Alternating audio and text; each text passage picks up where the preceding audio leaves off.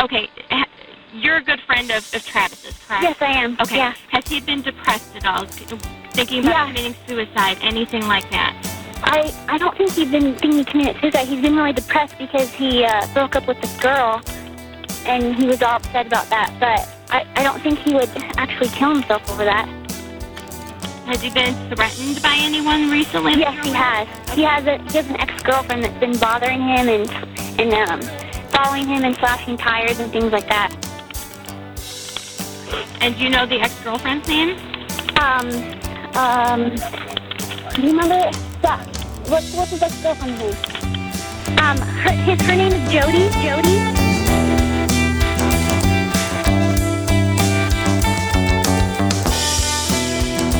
Body creeper! What's up, Patreon people? There's so many of you now. Welcome to the party. Like 1,000. Right? That's a good term. It sounds like a lot, right? Yes. It sounds bigger. That's like almost an age. How many years is an age? 500 though. That's amazing. If you guys were all here, it'd be one hell of a party. Well, I hope no one's claustrophobic. Right. I don't think we could fit 500 people in here. It'd be packed in like sardines. Yeah, definitely. Yeah, it'd be stinky. Yep. We'd need a lot of Oh My Gaia. A lot. Oh, yeah. No, we wouldn't, because probably most of our Patreon members are already wearing Oh My Gaia, so. That's true. You know what? It would probably smell fantastic. Yeah. It would be kind of a mix of flavors, though. I don't think everybody's wearing. Melting pot of scented deliciousness. A lot of true crime pine in here. Yeah. I'm wearing my Egyptian musk today. So. Right. Hey, we're not supposed to be doing sponsors this week. Oh, right. Sorry. We love them, though. Yeah. So, welcome back to Patreon exclusive episodes. This is what, number 14? 14. Yes, and it's one that is highly suggested, one that, as we talked about last week, they've all been wanting us to shit on for a long time. Yeah, I've been interested in this case for a while. I wanted to do it a long time ago. Yeah. I don't know why we didn't, but, I mean, it all worked out. Right. Because we're doing it now. Yeah, this is fine. As long as we get to it. We can't do them all, Lauren. Yes. There were some things that, I thought I knew about this case, and then in studying it, I learned a lot more, and there were some things that were pretty surprising to me, like the brutality of it. I think that's kind of a forgotten thing about this case. It's not talked about as much. It's talked about how crazy she is, what a good liar she is, and all this stuff, but... Yeah, because of the... God, this is probably the most brutal murder one of the most brutal murders we've ever covered. Like, just straight, like, for the victim, you're just like, this was not a good time. Right, and all her theatrics in court kind of put a shadow on that. Yes, yeah, exactly. And because of the mix-up of stories, too. So in your mind, you get, like, all these different stories because of the, how she changed hers all the time. Right. So you kind of... the brutality what really happened kind of lost. gets skewed. Yeah. God, yeah, but I mean, like we've had... But look at the crime scene photos and it immediately comes back. We've had killers that were, tortured their victims and stuff like that. And that's its own thing and it's terrible, but like just a straight murder itself. It's just out of the blue. Absolutely vicious, just dude. Somebody that you loved, somebody that you knew. Yeah, she's right up there with, what was it, Ronald Gene Simmons and those kind of people. Those kind of people that kill their loved ones. Yes. I mean, pretty much. In a much more brutal and personal way, though. I mean, Ronald just shot him, but this is a brutal attack with a knife. And strangled him while he looked in their eyes, but whatever. I think someone complained recently about us giving away too much at the beginning of episodes. We haven't even played the intro yet. Yeah, you're right. Let's go into the intro and start this Patreon exclusive episode on Jodi Arias. Excuse me. Testing. Hello, check. If I can have everyone's attention, thank you. And welcome to the True Crime Guys 15th month Patreon exclusive. Thanks everybody. You guys are awesome. You're like the best people that listen. And I wrote a song about this one, so here it goes. Thank you all. Jodi, bitch, you're the scariest. Jodi, your alibi's hilarious. We don't believe you for 1 minute. The way you lie and play the victim now. Let me guess you plan to crown the stand, wear some glasses and dye your hair back brown. Ha, real clever. I knew a girl who was who was mature beyond her years, that was an excellent worker, a good friend, a good caregiver, a good caretaker. I trusted Jodi with my most prized possession. Jodi, Jodi, bitch, you're the scariest. Jodi, Jodi, your alibi's hilarious. We don't believe you for 1 minute. The way you lie and try to play the victim now. Let me guess you plan to crown the stand, wear some glasses and dye your hair back brown.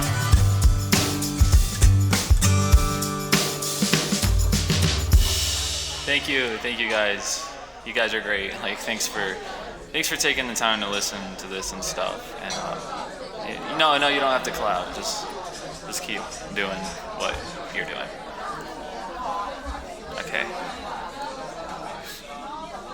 Just start the damn show. I'm just gonna go ahead and turn it over to the True Crime guys. Please do. Jesus.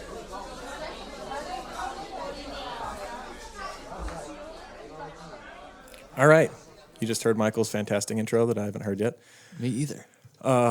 So our case this week is Jodi Arias and the murder of Travis Alexander. And where do we start? I mean, we're going to go through her childhood and all that stuff. Yeah. We alluded to how brutal the murder was and all that. And it's just a super fascinating case. It got a ton of media coverage. She became kind of a celebrity after the fact. And it almost seems to me, the more I study it, as though that was like a motive all along, it seems, for me. What, just to be famous? Kind of, yeah. Because some of the things she did, you're just like, you wouldn't do that unless you kind of wanted to be caught. The camera, all that stuff, it just doesn't make any sense to me. Right. It just don't make no sense. There were some questionable things, but she's like super smart in some ways, and then other things, you're like, you got to be doing this on purpose. Because it's too dumb of a move to do unintentionally. I just wonder how many of her little schemes and shit would have played out if she wasn't attractive, though. Right. Well, she knew that. She's very well saying, aware of like, the fact that she like, had power over men in some forms. Yeah. And I think that's really more so than her just raw intelligence. I think it's more that she knew how to play people. She knew how to manipulate people. One of the best liars that we've come across in this. Definitely. In this show, if not the best. When you watch her, and she, when I read about She's up her, there with like Ted Bundy. Yeah, that's true. He was a good liar too. That's true. When I read about her and I heard about this case and all this stuff, I had one image, and then when I saw the interrogation videos and heard her talk on the stand and all that stuff, I was like, not what I expected. Which one were you watching her talk to the prosecution, or the defense, or both? Both. And did you notice the big huge difference? Yes, of course. It's unreal.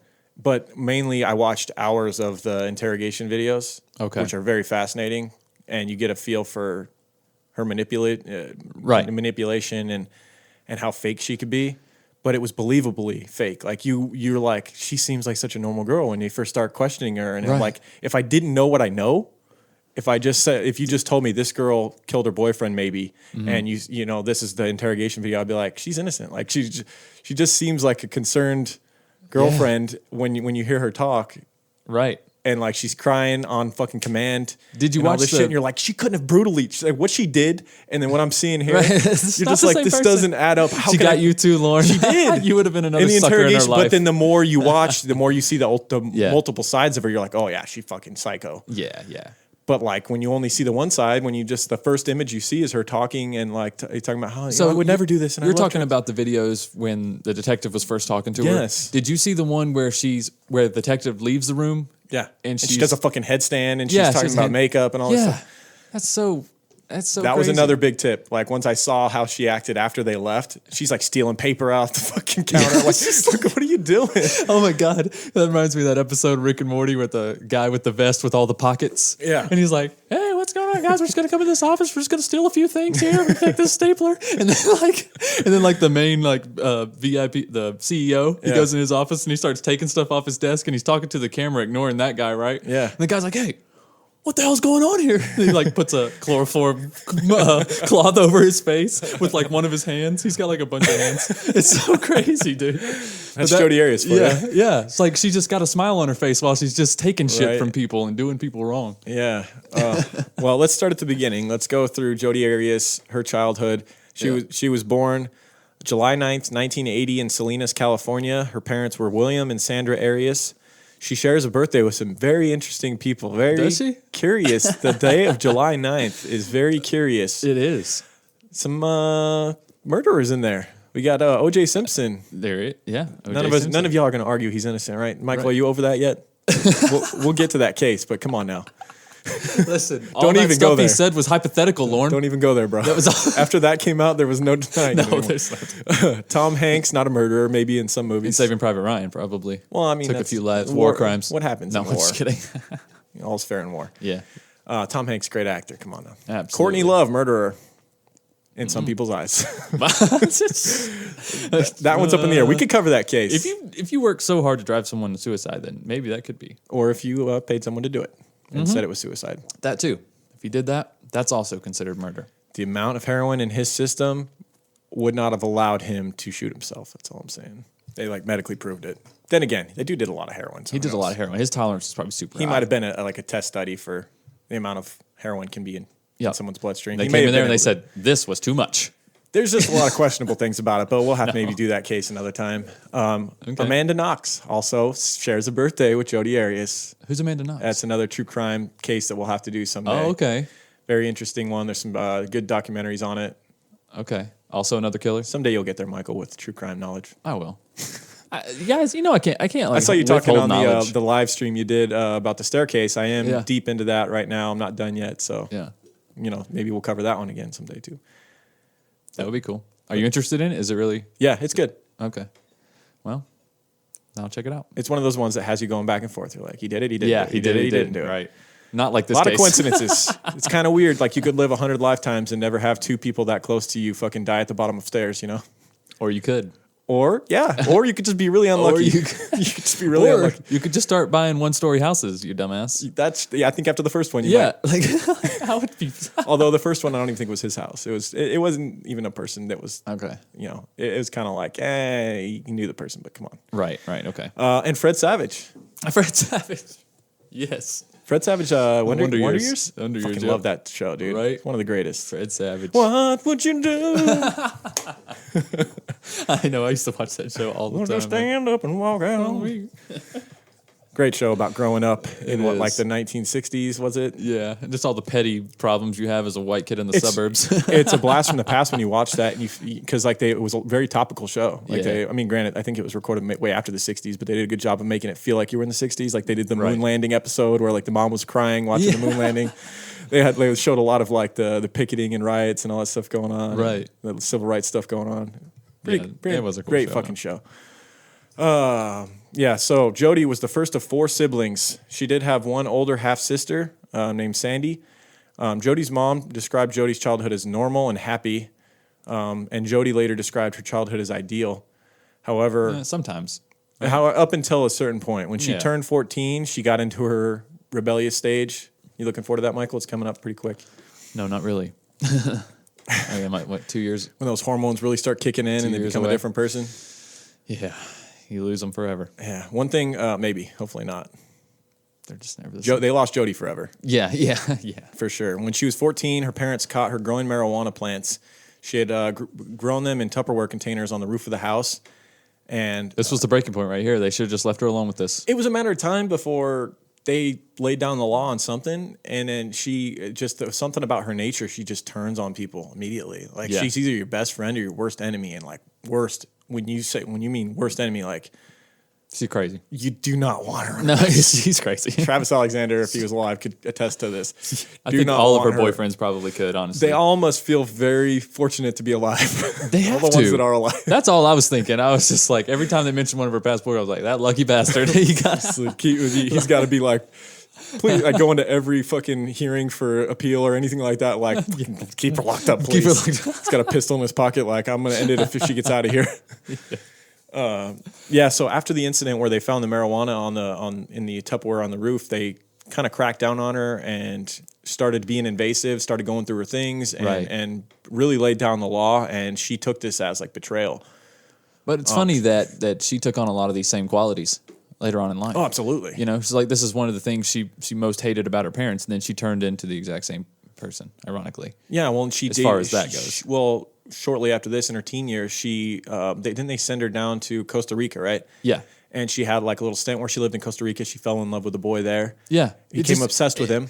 She was the person that fell in love with the boy next door. Like it's proximity. Yeah. It's not about who they are or any kind of interaction or compatibility. It's just this person is close to me and I'm moderately attracted to them. I also don't think she was the type that would like approach. I think it was whatever boy showed interest in her, she would then become obsessed with. It seemed like that's what happened. And with because Travis she was a pretty girl, most boys showed interest in her. Right. So yeah, I think she took almost every opportunity she could. I feel like. And while in Costa Rica, she fell in love with a nearby boy, and they had this thing. And then when she came back, she wanted to live and like move permanently to Costa Rica. And what's funny is that family she stayed with in Costa Rica, their last name was also Arias. No way. Yeah, the guy's name was Victor Arias. Was it a family thing? Is that why they sent her down there? Yeah, that she was like staying with the family like a foreign exchange student. But it wasn't related to her Arias line? No. That is weird. Yeah. Were their birthdays also July 9th? I don't know. Some weird trends here. Right. But yeah, so like that was a weird obsessive thing. But then when she comes back, she gets another nearby boyfriend back in California, right? Yeah. And then ends up leaving him because he was too clingy and obsessive, right? Kind of ironic. That is. Another thing, like when you talk about her with her parents and how it's kind of ironic that she's pissed at them because they're invading her privacy and stuff, and then you see what she does later on. Same thing with this boyfriend who's kind of obsessive with her. It's like, who are you to talk? Yeah, there's a guy named Bobby, I believe. Yeah, he was super obsessive with her, but she also started stalking him. But she kind of had not a good reason, but I see why she did it because she actually caught him sending emails and stuff back and forth with other women and like. He was basically having secret relationships. He was having affairs. Or did she intensify something that was maybe just a normal conversation with someone? Because possibly it seems like that's something that happened later on. Yeah, she could. I mean, yeah. What do you mean by have a good day? Like, what do you want, fucker? Yeah. It seemed like that's the jumps she would make, you know? Yeah.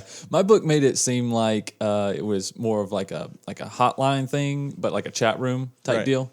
That he was talking to these girls on. Oh, okay, yeah. And then some of them he kind of... There was a smiley face involved. But it was also... Next thing you know... It seemed like it was all like, internet-based relationships. Like, it's like, who didn't have a bunch been of... chatting with babes all day. Dude, remember those days? The Hotmail and the... Was that Hotmail or what was that? AIM, yes. AIM. You get home from school. Shit. You come in... Back in middle school, you get... Well, in our time anyways. Nowadays, everybody's already fucking Snapchat and all that. Yeah. But like, if you're around our age, 30, early 30s. Yeah, AIM. You had that AIM account. Dude, you get home from teen angsty name. Middle school, yeah, and you had some stupid login name and you'd sit there and fucking... Wait for your friends to get on.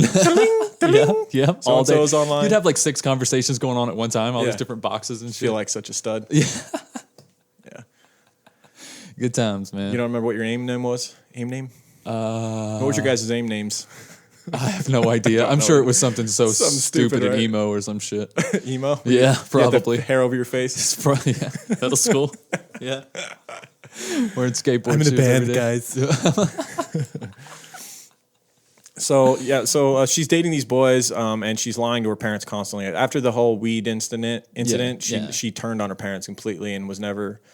They never saw like the sweet, innocent side of Jodi again, and they never really knew who she was again. Like even later on, when the police asked her whether they thought she could have been part of this, they weren't even sure. Like that's how much they didn't really know their daughter, like how up and down she was. They would call her one day, and she'd be hey, and then like 20 minutes later, she'd call one of her family members, freaking out, crying, suicidal almost. She claimed that it was an abusive childhood, but I don't know if it was that or just discipline. Like I'd whoop her ass too if she was like sneaking out all the time and stuff, Growing weed on the roof, or would you just no? If she was growing weed on the roof, like that's I'll give it a try, Lauren. Like, give it a test. Yeah, that's fine. I got to test to see if it's safe.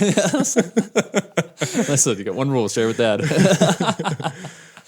She would end up. She had like great grades in school, and she was like the teacher's pet for a lot of time early on. But then after this incident, she not only turned on her parents, but it seemed like she just turned on authority overall because she ended up dropping out of school in the 11th grade and later earned her GED, which is stunning to think she was on track to be like an honors, probably one of the valedictorian type kids of her class had she continued on the path she was going on, but she just turned on authority. She just had an obsessive personality. And so I think once her focus turned away from school, it was done. Yeah. Because she could only obsess over one thing at a time. She had this one thing, and it just took all of her attention. And I think before it was boys it was school. Yeah. And because it made her parents proud, it got their, attention, their affection. So it's worst case scenario if you have a young girl that's going into teen years, you're like, just don't go on this path. That's what Jodi, the direction she took. Yeah, just don't kill anybody. Fuck my at this parents. point. I want to date a new boy, and become obsessed with him. And the Bobby one was the Bobby one had no motivation and everything, right? Was he the one that was like in a band or something, and he was like a fucking emo? He was like into the occult and stuff like that. Yeah, very strange, right? Strange character. He wasn't really going anywhere in life, it seemed. Right. And but and he was lazy, and she became obsessed with him, and kind of took that path for a while. He's the one that she caught on the chat lines or whatever. Yeah. And then she left him and then ended up taking him as soon back as she would, years later. Well, she took him back. As soon as she would, a relationship would be ended, that's when the true obsession on her end would come in. Mm-hmm. As soon as she would break up with a boy, that's when she would start stalking him. Very backwards. And you could tell that she always felt extremely uncomfortable being away from them. Right. She was always... It's almost like their relationship flourished in long distance because she wanted to be overly kind, overly affectionate, so they wouldn't forget about her. Yes, it's so she's so manipulative, so crazy. We can not be together, but you were going to think about me every day. Yeah, and if not, I'm going to kill you. Just sending them random pictures, just constantly. Right. Random selfies. So yeah, when she dropped out of school in the 11th grade, she moved away from home and moved in with a boyfriend. I think that was Bobby, right? When she was 17, and continued living in different cities in California for a few years, kind of bouncing around. She would stay with friends and like friends of friends and that type of thing. Right. And the reason her mother kind of was cool with her leaving was because she had more children to take care of at home, and Jodi was too much to handle. Yeah. And Jodi was the oldest too. Yeah, she was the oldest. So she was setting a bad example for the kids too. I'm sure she used to be a big help to the parents. Yeah. Or in her earlier years before she hit the rebellious stage, she was the older sister that kind of took care of the kids when the parents weren't there and all that stuff. And then she always would later, like interrogation, she would cry like, "I have all these sisters that I'm missing their meats and stuff like that." And it's like, you don't give a shit. You don't give it. You walked out on them. Yeah, absolutely. In 2000, she finally settled in Southern California, and in 2001, she landed a server job at a restaurant in Carmel, California. And this was something she would kind of always lean back on, was server jobs. She would jump from restaurant to restaurant when she needed money. Yeah. She didn't really like it, but it was something she could do. And she could get a job real quick Yeah. and make some money real quick. And she probably did pretty well on tips too. She was kind of flirtatious. I don't know. The book made it seem like she was a very half-assed waitress, though. Oh, really? Your fucking drink would be empty for a while. Oh, unless you were. Although it was said that she she did a much better job with men because she could flirt with them and get better that's what tips. I'm saying. With women, she would just let their fucking drinks be unfilled. And oh wow, who cares? At least that's the. Oh, should we talk about the sources we used? By the way. Oh yeah. And I want to thank Michelle once again for a fantastic crime line. As always. But the book I got was by the prosecutor Juan Martinez. What was it called? Very long and really well done book. Just very, very thorough. No conjecture. Everything was factual. It was called Conviction, the untold story of putting Jodi Arias behind bars, and just how he did it, and how the lead investigator, Estevan Flores, right, how they just basically had her dead to rights with all the stuff that they collected. Right. Not only physical evidence, but also just really getting like a sense, being able to portray a sense of who she was and how two-sided she was, and like catching her in a lot of lies. You know what I mean? Like through either text messages, emails, or like things she said at the beginning when they first caught her, and then things she would later say. They were all conflicting. It just portrayed a person who was very manipulative and deceitful. Right. And well, the good thing about this case is that there's so much information out there, and so much of it has been confirmed. Yes. I really like that about this case. Right. So like I read a different book, but it was almost exactly the same. Like everything that I talked to Lauren about, like it was in our books. Like, but I did the book, the Jodi Arias story, Picture Perfect by Shanna Hogan. But it's also even like the same type of format, the way it's laid out and stuff. But I think there was 4 or 5 books available, and they all have good ratings. I think you're pretty much going to get the Jodi Arias story.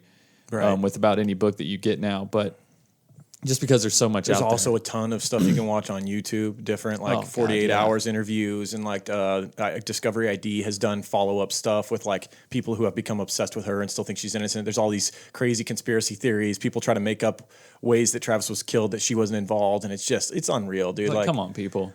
You just get a life. Just stop being bored. Like, come on. What the fuck? She's a psycho, dude. Just stop being a contrarian to be a contrarian. Like she's guilty. Yeah, she's guilty. There's just too much evidence. Right.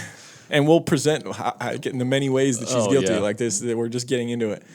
Now, in 2003, she began dating a man named Daryl Brewer. He worked at the restaurant she was waiting at. He was the restaurant's food and beverage manager. Yeah. And eventually, she started showing attention. He was the supervisor, 20 years older than her. And eventually he came around to, he was much, you said, much older. He was 42. She was 22. He had a former marriage that had gone bad and all this stuff, had a life. They eventually bought a house together and agreed to split the cost of the mortgage. I think it was like $1,300 a piece. It was a pretty, It was like a $360,000 house, I believe, and it was like a in Southern California, $2,600 or $2,800 mortgage. It was pretty steep. Yeah. So they were splitting it 50-50. And in 2006, it went on for a while. Like she actually held up her end for a long time as far as paying them the rent, right, or the mortgage. But things started getting creepy. She started completely imitating his former wife, and it shows you a little bit into her psyche. Like she got fake boobs because his former wife had fake boobs. Yeah. She even started driving the same car. Yeah, when my book was like laying it out, they were like, she started imitating his wife or whatever, or ex-wife, and it was like, oh, she dyed her hair blonde, and I was like, people dye their hair blonde, like whatever. She didn't look natural. And then it was like she got fake boobs, all. And I was like, I could see that. Okay, whatever. She got the same car. I'm like, all right, that's all right, bitch. It seemed like taking it too far. It seemed like all of Daryl's friends were thinking the same thing. Like, all right, I could accept the hair, the boobs. Yeah. The car, the same make, model, color, everything is just a little strange. And she's also probably doing like, look, I'm like your wife, except for much better. Yeah. You know what I mean? Yeah. She didn't want him to miss anything. She also, during this time, became very obsessed with money and like retirement, like having a lot, like basically being smart financially, and tried to have this image of like a perfect. I think we all go through that as we're getting older, that point in your life where you start thinking about that a little bit more. But I don't know, early 20s. I wasn't thinking about it. I'm still kind of not thinking about it. Yeah, well, you'll get there, Michael. Yeah, whatever. Or I won't. Hey, whatever, man. Everybody's different. You just want to float through life, and I'm kind of jealous of you in that sense. I'm always thinking ahead, things, man. It's like life's a chess match for me. I just want to do what I want to do as often as possible. I feel like that's happiness. That's a good theory. Yeah. And it takes work to get there, though. I'm not as naive to think that like, I'm just going to do what the fuck I want all the time. That's kind of my thing. It's like, I'm totally with you if you don't strive to be like this ultra outwardly appearing successful person. Yeah. You just want to like float through life and enjoy. I don't care what you're doing with your life as long as you're not a burden to other people. That's my number one rule. It's like, I totally get it. Like, dude, I just want to I'll live in this little apartment and I'll party every day, or I'll just paint and whatever. Fuck yeah. Yeah. As long as you're not asking anybody for anything. As long as you are not depending on other people to live. Yeah. Let's get back to the case. We're going to start a new podcast. So she's got the fake boobs now. She's completely trying to like recreate a better version of Daryl's ex-wife. And around this time, this goes on for a little while. And in 2006, 3 years into their relationship with Daryl, she began working at prepaid legal services in addition to serving at the restaurant. Dude, prepaid legal services. Can we talk about this shit for a second? It's definitely a fucking pyramid scheme. But if you're good at it, you can make some money. You can still make money. Which Travis was. But you gotta, I don't know, man. I feel like you gotta shit on people to make money in that business. Yes. You have to trick them into thinking, and then you just sit back and you collect their, like, I hate these schemes, man. I hate these schemes. Somebody I know back home is like involved in one right now. It forces you to be fake, right? Yeah. Which was probably perfect for Jodi. She probably could have been successful at it if she would have stuck with it and not. And that's probably what she thought. She probably thought, well, I can manipulate people all the time. Like I do that on a daily basis. So she probably would have slept with people if she had to get them to fucking sign up and become one of her underlings or whatever. I don't think that's out of bounds. No. After she started doing this new job at prepaid legal, there was a little while where she was just getting going with it. Yeah. And so the money wasn't rolling in yet. And she started to default on her half of the mortgage, the $1,300 or $1,400 she was supposed to pay every month. And she and Daryl started to drift apart. You can, if you're not getting half the mortgage, it's going to start to drive a wedge between you and your boyfriend. Because they had like separate rooms and stuff. They were almost like roommates that slept together, pretty much. So Daryl could take her or leave her. Yeah. And that's the vibe I got. Yeah, it seems similar to the things that happened later. Yeah. Travis. Yeah. He could take her when he was horny and then leave her when he wasn't.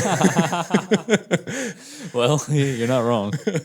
Not wrong. They started to drift apart, and in December of 2006, they finally split up. And this was fine with Jodi because in September, she had already dug her claws into a new man that she had met through the job of prepaid legal services. Prepaid legal. She had Here in Vegas. Yeah. So hey, what happens in Vegas could kill you. It's always what 7 degrees or whatever it is. Vegas is always connected to like every case somehow. It's like we did the John Wayne Gacy case, and we didn't expect at all to have any Vegas. And then, of course, he lived in Vegas for a little while. Vegas for a little while. The fucking funeral parlor. It's very weird. Everything comes back here, guys. Right. That's right. We're at the hub. Yeah. So she had met Travis Alexander in September of 2006 when she went to attend a conference in Las Vegas at the MGM Grand.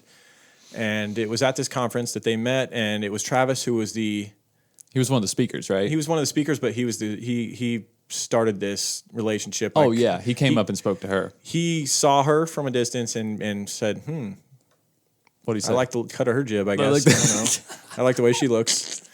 And he's always feeling extra confident at these things, too, because he was starting to kind of make a name for himself got his in the fancy company. watch that he probably rented. And he always wore like really nice suits, like over-the-top suits. Yeah. And I think he would embellish quite a bit about how much he made, and he even told her. And this is one of the few things that Jodi said that I actually believed. Yeah, he said that when they that weekend when they spent a lot of time together at the MGM, she kind of was like, he was telling her, "I'm going to be here. You should come and be my guest." And like she was following him around and all this. Yeah. And one of the things he told her early on was like, I make 6 figures, but you got to look the part. Like you have to look successful, right? In order to get these people. Yeah, to you're buy selling in. yourself. That's all you're doing. Exactly. You want to be like you're me? like a recruiter. Do you guys want to be like me? Come with me. Come sign up. Exactly. That type of thing.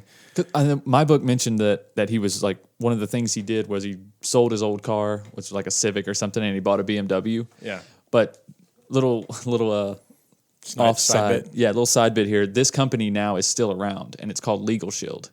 Oh, have you heard of Legal Shield before? I haven't. They're still around. Oh God, and is that these numbers that keep calling me every day? Probably no, but I knew a guy in North Carolina that did Legal Shield, and you knew a guy that worked for the same company. Yes. What the hell? And he's just like this guy. He was just he like born Travis. on July 9th? No, but he's like super like charismatic, and he's always talking about it, and he's always handing out business cards, and he drives a BMW. And boy. And I had a BMW back home, right? And he came up to me, and one of the times the sales pitch was like, "Hey," he's like, "if you want to trade that in and get a new BMW," he's like, if you work for Legal Shield, they have a deal with BMW where you can get for like, you pay it monthly out of your salary." Oh God. And that's how Travis got this BMW. It was just a pre-owned BMW. It's not like it's like some super successful thing. Like that's how he's trying to paint it. But no, that's been a staple of this company since they were this. What is it? Prepaid legal. Yeah. Since they were prepaid legal, and now they're legal. They just changed their name to Legal Shield. It just drops people's guards every now and then to change the name. Yep. And then it feels like something new. And also people move. This guy that I'm talking about was from New York, and he moved down to a little rural town in the South where people don't know about it. Why? Right. Because his business could be more successful. A lot like Travis moving from California to a little town in Arizona, Mesa. I know Mesa's not that small of a town, but it's high Mormon population. People are not quite as onto these marketing schemes then. Right. You know what I'm saying? It's a new market to exploit. Yeah. That probably didn't have a grip by anybody else yet. Right. And also there's a large religious affiliation there, which he identified with that would give him connections. It was same way with this dude. Mormon community largely. This dude based most of his business came from churches. Yes. Because he would go and like speak about, how God blessed me and how God did this. Let's go do some cult shit, guys. Right? This is some culty. So that was just an interesting tidbit when I started hearing about this prepaid legal. So I looked into it, and it's the same company. Yeah, I mean, you can. So we'll go through Travis Alexander's childhood, and you can see why he became the man he was. Mm-hmm. And I don't, he had to have this persona. He's not probably the type of guy I would hang out with. But I totally understand him when you see the rough upbringing that he had. How he's like, fuck this, I'm going to become ultra successful because my family was not.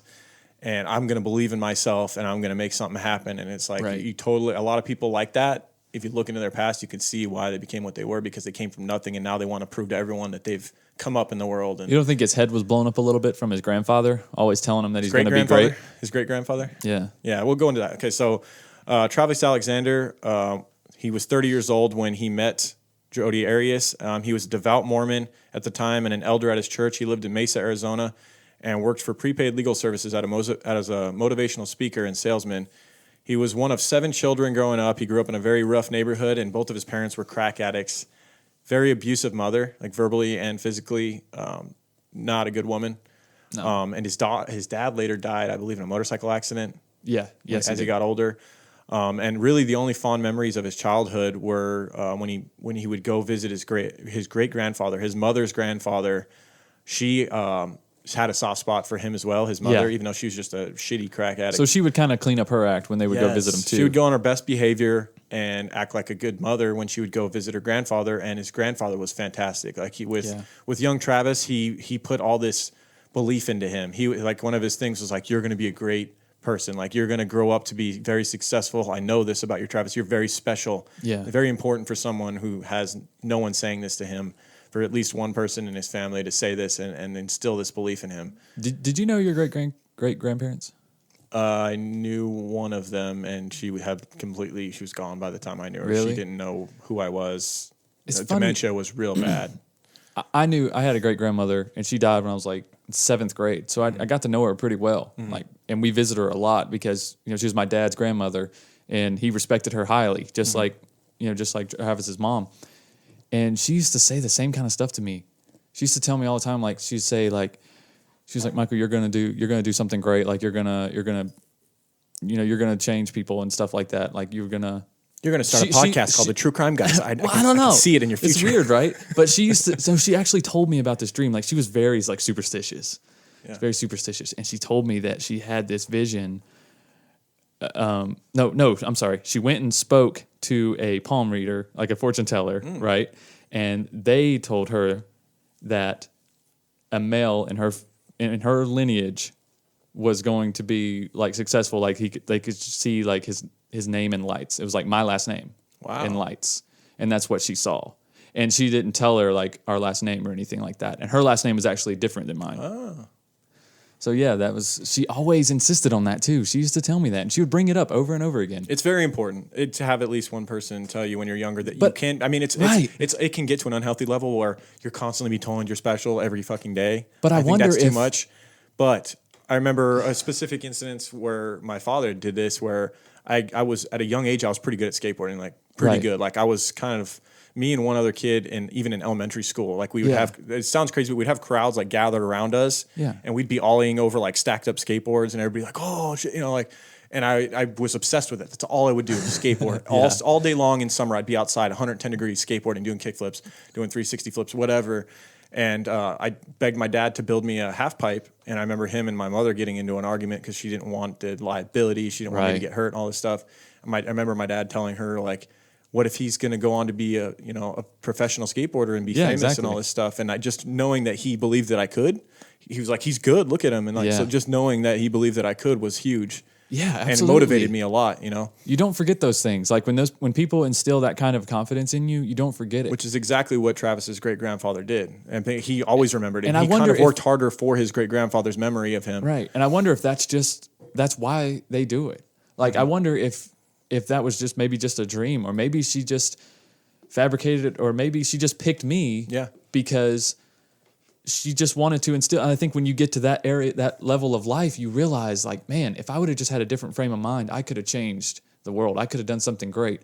And then now you see this great grandchild, someone in your lineage, and you see them with all the promise. If they show any promise at all, or they're good at anything, motivate them more. Yeah, you want to motivate them. You want to encourage that, because you realize that's one of the most important things you can do. Because I think as a parent, you get caught up in trying to be logical. You get caught up in trying to be too practical, because you want your kid to be successful. You don't want them to have to count on you for the rest of their life. You want them to go out and follow their dreams and do things and work hard. But you also forget to tell them like, you need to do the things you love too. Yeah. Like, and you can be successful at them. Yep. I feel like it gets lost. Too many people are like, even a go lot to of college and hurry up, get a career. Well, because a lot of teachers will even get in their ear about like you need to, just work hard at school. You're not going to become famous. You're not going to be. A lot of teachers will say that kind of stuff to kids, right? But there's a healthy like balance. good advice. You look happy. You also don't want to tell them they're like super special every single day, because then it's just like that may do the opposite effect, and just like, I'm special, I can do anything. You ever seen the show Haters Back Off? No. That sounds great though. That's the epitome of how it could go super wrong. So this girl's brought up where she's shit. We're getting way off. Yeah, we are. Sorry, guys. Check out Haters Back Off if you want to see how that could go way wrong. Yeah. Well, Travis, his childhood, and it was bad enough at home, like how poor, because his parents, any money they had would go towards their crack addiction. Right. That he was known to, like him and his siblings were known to have to eat like spoiled food, like anything they can get their hands on to eat. And it got bad enough that he actually ran away from home at 10 years old, went to his grandparents' house and asked to live with them. And they then took him in. I think they took the siblings in too, like took the burden of the kids off of his parents. And so they could focus on their fucking crack addiction or whatever. And they eventually cleaned up. The father cleaned up, and then right after he cleaned up, he got in a motorcycle accident and died, unfortunately. And that probably just drove the mother's addiction even, further into the depths. Well, because of moving in with his grandparents, he was able to. They had a very strong belief in religion. They were Mormon, right? And they instilled this in him, and instilled all of those values into him. Yeah, and you're not gonna have sexual relations until you're married. All these type of things. Right. And Travis became very. He took it on, like he loved it. He took on the Mormon religion and cleaned up his life, and he became. As he got older, he got into the prepaid legal service. Became very successful in it. Yeah. Supposedly, well, he had a lot of failed jobs before that, though. Yeah, he went through some shit first. Yeah, like he didn't just 18 years old stumble upon prepaid legal and be successful. Like he did some shitty stuff. Right, he worked at like some restaurants and was barely making renting like shitty houses with 4 or 5 roommates and stuff. Yeah, no, he worked his way up there, and I think this the prepaid legal thing was perfect for someone like him who was ultra motivated, which you would have to be to become successful in that. Like it was a grind type of thing, and you had to portray the image and all that stuff. And that was what he was about. It's the type of guy that would have sticky notes. But he had good timing though. Timing to get in that business and the area. Yeah, no doubt helped him a lot. Yeah, I don't think he would have been able to do it in California. Yeah, well, he moved to Mesa with one of his early girlfriends, right? Like she had to relocate because of a job. She took a job in Phoenix. Yeah, and he didn't want to live in Phoenix. He wanted to live in Mesa because of the Mormon population. Yeah, because he saw that as a way to, and he could get into the and churches. It worked out for him. And also, he bought a house there in Mesa, and it was a big house, 5 bedrooms. 5 bedrooms, yeah. This house, because he had plans on renting the other rooms out. Like he didn't buy that big of a house just to, just for him. You want to talk about eerie? I found out the address in studying this case to that house where this murder happened. Yeah.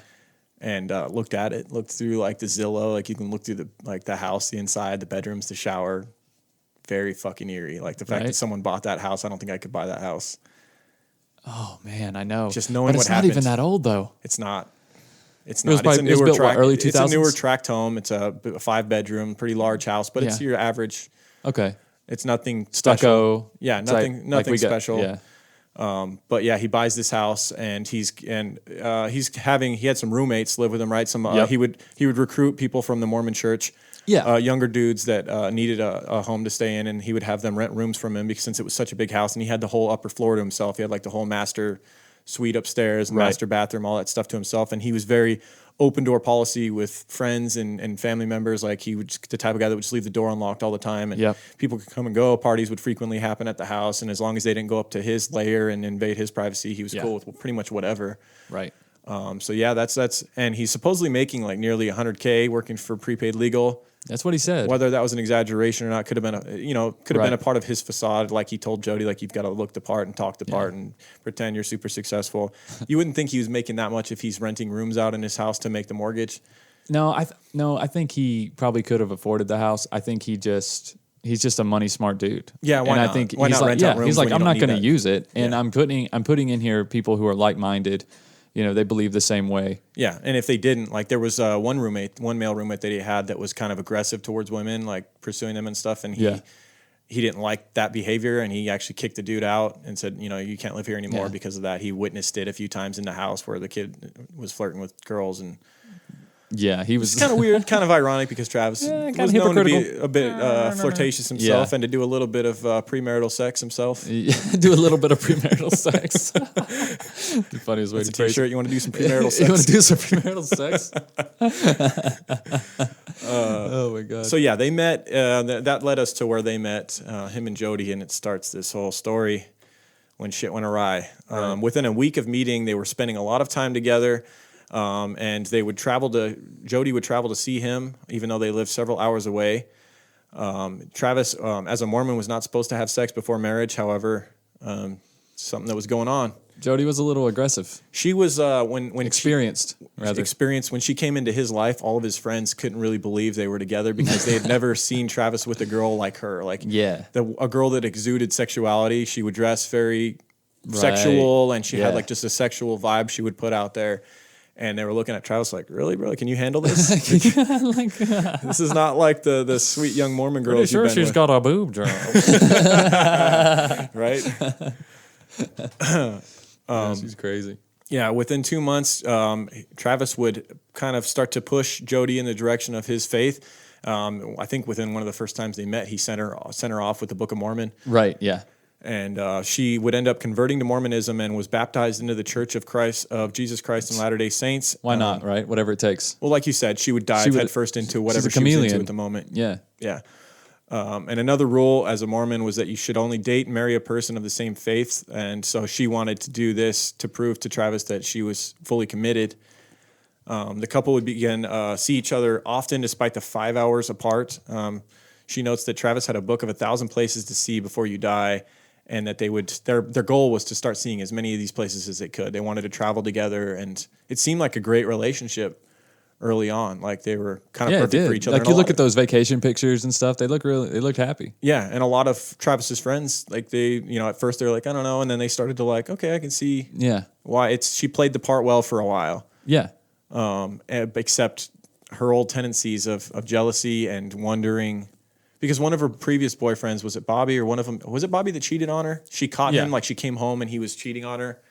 And it seemed that just triggered, like she now could never really be with a guy and trust him again. Right. And pretty much. So she would start to suspect, because Travis was a flirtatious guy. Yeah, that was like his personality. Friendly. But he also realized that it helped his business as well. Yes. It kind of helped pat his pockets a little bit too, being that way. Right. Well, I mean, he came up to her at a convention and gave her his number and said, "Hey, you should be my guest." And that's how he was. He was outgoing, flirtatious guy. And his friends say he definitely played the field a little bit.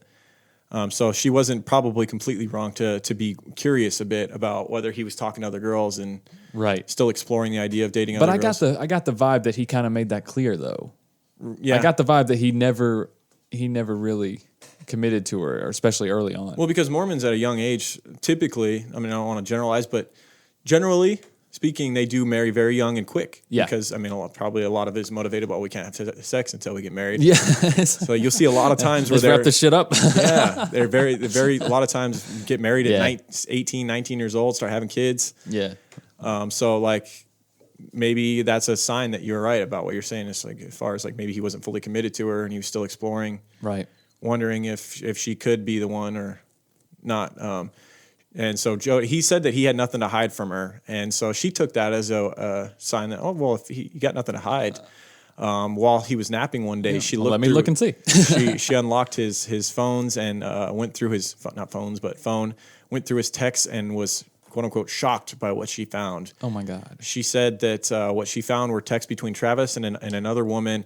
And these texts were explicit. They were not only texts in there that said that that insinuated that they had already had sexual relations, but also texts that were leading her to believe that there was further plans to do this again. And she became extremely jealous. And they were about to go on a trip when she found these out, and she didn't say anything. She went on the trip with them. Of course. Acted as though everything was fine. But in June of 2007, just a few short months after the relationship had began, they would break up, in part because of Jodi's anger over the text that she found. But also, she went on that vacation first. Let that be known. Of course. Let that be known. But friends of Travis would say that she was also very clingy, and Travis was also ready to end things with her She was wearing on him, in other words. Yeah. Which it seemed like anyone in her life, if they were around her enough, would you see it with the defense attorney later? Wasn't it pretty much during- everybody that Yeah. was around Jodi, they're just like, I can't deal with this anymore. Wasn't it during this period in time where she kept showing up at his house too? She never stopped doing that. But I mean, especially after they broke up. After of they course. broke up, like she would just be like at his house cleaning it or something. Well, you got to keep in mind, they were 5 hours apart, right? While they were dating. Yeah. And they were keeping this going. But then after the breakup, she did something that's very abnormal to a breakup, moves to the town Yeah. of the guy that she just broke up with. After their breakup, she moves to Mesa to be closer to Travis and finds an inn to get in even closer. She basically says, I can clean your house for you for money, and becomes like basically a maid of his What the home. fuck was he thinking? Like, yes, please clean my house and also rummage through all of my things. But to be fair, like he should have known better because That's he what I'm was saying. he was all for it, and he That's what I'm saying. He's not an only idiot. did he accept the offer for her to come He's and not an clean idiot. his house frequently, Yeah. but he even said he supposedly bought her a maid outfit and said wear this on your first. So he was hoping that the sexual relations would Yeah. continue, yeah. and they did. And so was she. Yeah. And so Well, there you go. Jodi would later claim that he wanted her to move to Mesa. However, all of his friends would deny this, and I kind of believe them more. Yeah. They were. She lies a lot. This is the point where they're like, "What the fuck are you doing, Travis? Like, get rid of her." Yeah, What we've are all you had doing? those friends. Why is she still here? We've all had those friends where you're like, I don't see what you see in her, man. But I'm not one to judge your relationship. It's all you, man. Yep. You can't see it from the inside, but then again, you can't see it from the outside either.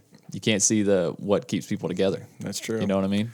But during this time, Travis is actually dating another girl, and Jodi would be doing some strange, very scary things during this time. She was known to randomly show up at his house, and we talked about how his door was always unlocked. Yeah. But if it did happen to be locked, I think he started locking it because of her, to be honest. Probably. That, of course, didn't stop her because she would just go through the doggy door that was in the sliding glass door. Yeah, that's right. There was I remember a- that. I remember hearing that. I was like, no, fuck. There was a fucking story You that gotta be just kidding made me. me like my jaw drop, and I was like, God, that's so scary. This should be a horror movie because like Yeah. there's a story of him being upstairs with a girl. Oh yes. And she hears a sound a noise downstairs, Yep. and her girlfriends were his girlfriends were always on edge because they knew about Jodi. They knew about her, right? How could you not? Jodi would threaten them through emails and stuff later. And all of Travis's friends, But would they were well warn aware. them and stuff too. Yes, all of Yeah. she'd probably be immediately warned, like, dude, he's got a psycho ex-girlfriend. Yeah, be on the lookout. But she's upstairs with Travis and hears a noise downstairs in the middle of the night. And Travis goes down to investigate, and Jodi is standing in his kitchen. She had gone through the doggy door, and she's just staring at him. It's just like, oh my fucking god, horrific, dude. You picture her like crawling through that fucking doggy door in the middle of the night, just. He still loves me. He just Oh forgot to give me a key. That's all it is. He still loves me. oh my goodness, it's just so scary. God, it's so scary. But is kind of scary. hot at the same time. No, That's how passionate she is. All right. Yeah, you got to respect that, I guess. On multiple occasions, like so the friends were like kind of like, dude, Travis, come on, man. Like, Yeah. they'd already warned him a bunch of times about her. Like, dude, I don't trust her. I don't like her. And because on multiple occasions she had been known to like they would take him in the back room. He had like a couple that were also Mormon that were like really good friends. Yeah. And at first they were okay with her, but then they saw more and more sides of her. And it got to the point where they confronted him. They're like, dude, you need to come, like, we need to talk to you. And they took him in the back room, and they were like, as they were talking to him back there, like, I'm pretty sure she's listening on the other side of the door. Travis opened the door real quick, and she's fucking standing there. Standing there. And the female of the couple that were friends with Travis, Yeah. she said, I've never seen a look like that. It scared me so much. Like, it was the scariest moment I can ever remember. It was when Travis opened that door, the look on her face was you imagine? psychotic. What? I want to know what she said next. Like, what do you say? Like, what do you say? That's just one of those times. I don't think she life said where anything. I it's think she like- just stared through his soul, dude. Yeah. That. Oh god. So scary. That's like something that happens when you're a kid, but when it happens to you when you're an adult, it's like. I think Like your parents are talking about Christmas gifts and you're like hanging out at the door or whatever. When was the movie Swim Fan made? Haven't we talked about that movie Yeah, before? swim fan. I wonder if they made that movie before Yeah. before the Jodi Arias case or after, because it's like I think of that type of stalker, creepy, Yeah. psychotic killer vibe with Jodi Arias. And that's our guy. That's our Ted Bundy, right? Oh, yeah, it is. I can't remember his I freaking can't name right either. now. I But can't that's either. our Ted Bundy, the guy that plays in Swim Fan. Yep. So also another thing that had happened was it started to take it up a notch and turn towards the violent. On 2 separate occasions, she slashed Travis's tires in the middle of the night while Allegedly. while he was in the house with a girl. It could have been any of his crazy girlfriends, Lauren, not the ones that There just the ones that come through the doggy door. There is no incontrovertible evidence, if that's a word. I guess. Anyways, there's no full proof. Yeah. There's no foolproof evidence that she was the one who slashed his tires. But come on, who else would have done it? She was the one going. She was the one standing in his kitchen in the middle of the night. Yeah, because she went through the doggy door. Right. She probably got the knife there. Crazy bitch. Probably was his knife out of his kitchen. Yeah. And so after the first time his tires got slashed, he called the police to report the incidents. But after waiting for hours that was actually the second time. He didn't do anything the first time. She did it again. I think after he got his tires fixed, she did it again like the next fucking day. That's bullshit. That's when he said that's enough and called the police. And they took so long that he never actually filed a report. But of course, his friends and his girlfriend at the time knew. Oh yeah, that it was her.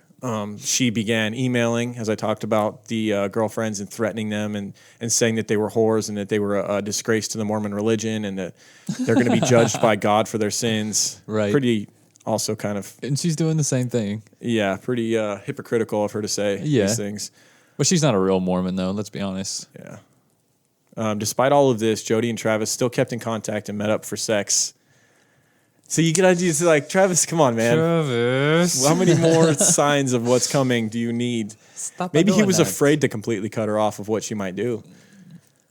And then he got horny probably too. I was about to say, I have friends like this. I think it's just. I have a friend like this that has continually gone back to a girl that's pretty crazy, and it's always whenever it's in the middle of the night. Yep. Maybe he's had a few beers and he's like, he knows he shouldn't, but he sends that text. Yep. That's it. Yeah. I think that's what was going on here. I don't think there was any love involved at this time whatsoever. And to be fair, as crazy as she's been, how far do you think he thought she was going to go? Probably not. Obviously not as far as she ended up going. Right. You wouldn't think that. You don't want to think that about anybody. Yeah. Especially not somebody that knows, that many intimate details about your life. Right. And how to get into your house. Now, I don't know when this upcoming trip had been planned. This time of story, if it was before they had broken up or if they were still, hooking up, and if they both worked for the same company, and part of his success to company meant that he won like a trip to Cancun. Yeah. Through prepaid legal services. Yeah, that's part of what the company does too. He had told Jodi at one point that he was going to take her on this trip to Cancun, and it was probably, I'm sure, in their book of 10,000 places to see, there was probably a spot in Cancun that they had to go see, or just Cancun in general. Well, what they encourage you to do with this business is to take photos, post them up, show people how you're living. Absolutely. That's why they give away these trips, because they know you're going to post them on social media, and then other people are going to see your life and go, man, there might really be something to that. Right. It's all brilliant marketing. It is. And so he told Jodi that they were supposed to go together on June 15th, 2008. But it was before the breakup that he told her that. But sometime after the breakup, Travis changed his plans. Obviously, broken up now. I'm not going to take you to Cancun. Right. Changed his plans and decided to take another woman that he'd become interested. He had met a woman named Mimi, and it was kind of the woman of his dreams. She was also Mormon. Right. A little, she's like a few years older than him, right? I think she at least looks like it. And she had her shit together. She was very pretty, had her shit together, had a good job, and was like everything that he'd pictured being the marriage type. And he had pursued her. And at first, she kind of played hard to get, and then he was persistent enough that they went on a date or two. Right. But eventually Mimi decided that she wasn't attracted to Travis. This is her. Oh, yeah, she is pretty. Yeah. She just looks like she looks more together. Like I could see the draw in him at the point of life that he was in. She doesn't have psycho eyes? Right. But this woman looks together. Like she looks like someone that he could spend the rest of his life with. You know what I'm saying? Like when you look at Jodi, she's just not putting out the looks sexual like vibe. She's not putting out not just that. You know what I'm saying? She looks wholesome, is what you're saying. Yeah. She looks genuine. Yeah. Looks real. Like the person that you're seeing in this picture, I feel like you could trust this person. Right, but I mean, a book's not always. You can't always judge a book. She could be crazier She than could Jodi. be. I mean, she could be. And just the wholesome look is just a facade. Yeah, you never know. But so he meets Mimi and pursues her, and she eventually decides after a couple dates that she wants to be. He gets friend zoned, basically. Yeah. She says, I still really want to be your friend, but I'm not really interested in dating you. Right. That, however, did not discourage him. He was going to continue to pursue her because he viewed a life together with her. He wanted to have kids with her and all that stuff. And so one tactic he used was offering her the trip to Cancun that he had offered to Jodi Strictly previously. platonic. Well, yeah, I mean, staying in the same room in Cancun and a beautiful sunset and beach behind, you never know what could happen. Yeah. That had to have been what he was thinking. Exactly. You never know what kind of love can blossom in that setting. And so she did agree. She made it known, like, look, we're going as friends, but I will go on your fantastic trip to Cancun with you. Right. Because, I mean, it's Cancun. Right. A few months after Jodi moved to Mesa in June of 2007, again, weeks after the breakup, she decided to move back to Wairika, California, where her grandparents lived, and started staying with them. And stating in an interview later, she said that she was uncomfortable because she and Travis had only met up for sex, and she knew it would never go anywhere. So she kind of supposedly came to her senses and said, this is going nowhere, and moved back to California from Arizona and gave up temporarily on her stalking of Travis. Right. Again, she tries to paint herself as a victim later on, as though she was forced into this sexual relationship. Travis was excited, however. So, according to his friends, he proclaimed Jodi finally left when she left Mesa again. And he did have a conversation with Jodi at some point shortly before or after she moved back to Wairika, in which he told her that he never wanted to see her again. And this was, I think, due to something that she had done that had really just disgusted Travis and made him completely turn on her. Seemingly at the time, like he would never talk to her again, that he was just like, you were the worst person I've ever met. Right. And that she had recorded a sexual conversation that they had over the phone, like recorded audio, and had sent an email to Travis threatening him that she was going to send this audio to Mimi. She was going to send this to people in his church, and he was going to be known for what he was, which is a deviant sexually and not bitch. A part of, that's crazy, right? And so he was like, I can't believe you would even consider doing something like that. There was an email conversation back and forth that was later brought up on both sides, the defense and the prosecution. Oh, they looked through and through this case, through this trial, everything was brought up. Yeah, and I mean, and she knew too. Yeah. She knew what she had done had crossed the line, even threatening to do that. I don't think she actually ever did it, but just the idea of it, knowing like what kind of. But that conversation was later played in court for whatever reason. It didn't seem like it needed to be played, but it was. Right. And it was, the gist of it was that he never wanted to see her again, and that he couldn't believe I can't believe you're that type of person. I only showed you nothing but love, and what do? You could repeatedly like do this kind of stuff to me and hurt me. Right. And she was apologetic and knew what she had done had crossed the line. But of course, as Travis does, he continued to still, after that, after she moved to Wairika, still continued to talk to her.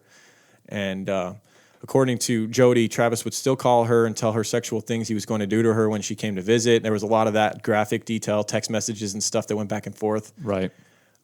They continued to meet up for sex, even with her living hours away. And Jodi claims in an interview that this was because it was hard to tell Travis no. So Travis should... because she claimed he was so abusive, even though she went to his house and was crawling in through the fucking doggy door. What, are you crawling in there to get beat? Right. Like, no, you're not. Yeah. It's bullshit. Yeah. If it's an abusive relationship and you're not even really together, and everyone could attest to that. Yeah. And he's not going to California, you're coming to him. Can check his cell phones and his, probably his gas receipts and realize that he's not going anywhere. Right. You're the one coming to him. And I heard some of the texts she would send him, and they were her initiating it a lot of times. Right. It was, I want to come there and give you a BJ and like that type of stuff. Oh, yeah, like, of course. Like, it's going to be hard for a guy to turn that down. Right. Well, I got a meeting at 7, but... like in Goodfellas. Oh, all right. All right.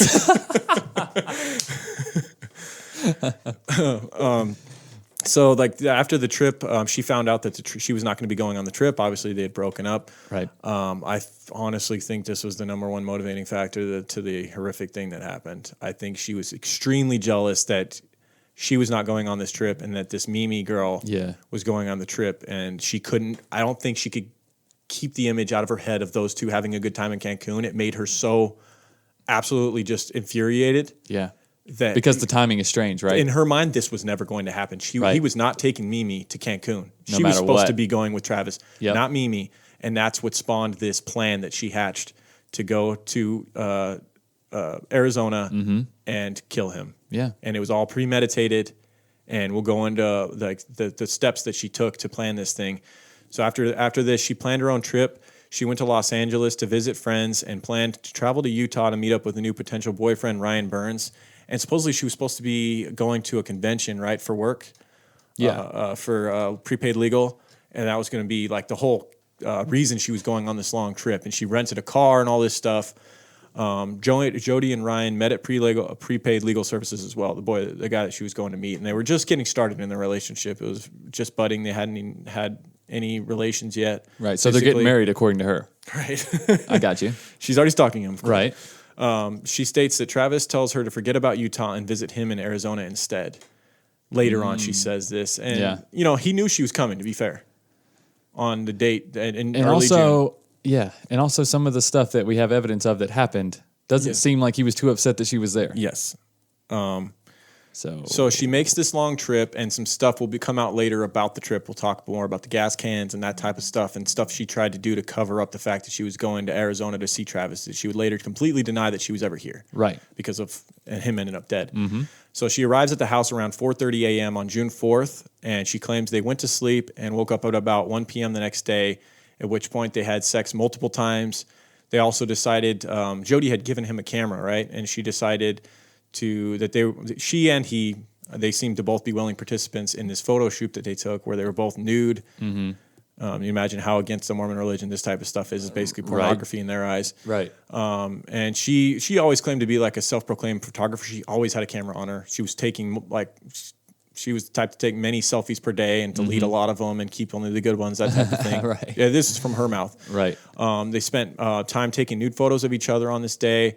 And Jodi took a few photos of Travis in the shower because she thought it would look cool with the water frozen in the frame going down his face and whatnot. Mm-hmm. Very, very eerie. You can look these photos up. There were moments before what happened. There's one photo in particular where it's like a close up on his face and his eyes just look he looks dead already. Like almost like he knew what was coming. Yeah. Maybe? He looks like almost like, or maybe he was trying to look sexy.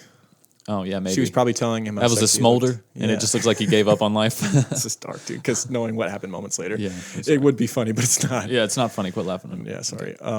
So in early interviews, she claimed that she always had her camera on her. Yeah, she always proud of her ability to take photographs. And so we're going to skip what happened shortly after these photos and get back to it. We're going to go to the discovery in that home several days later. This blows my mind how long it took to find him. Especially with roommates living in the house. Yes. So on June 9th, keep in mind it was the 4th that the murder occurred. So we're talking 5 days. 5 days. Roommates are living in this house.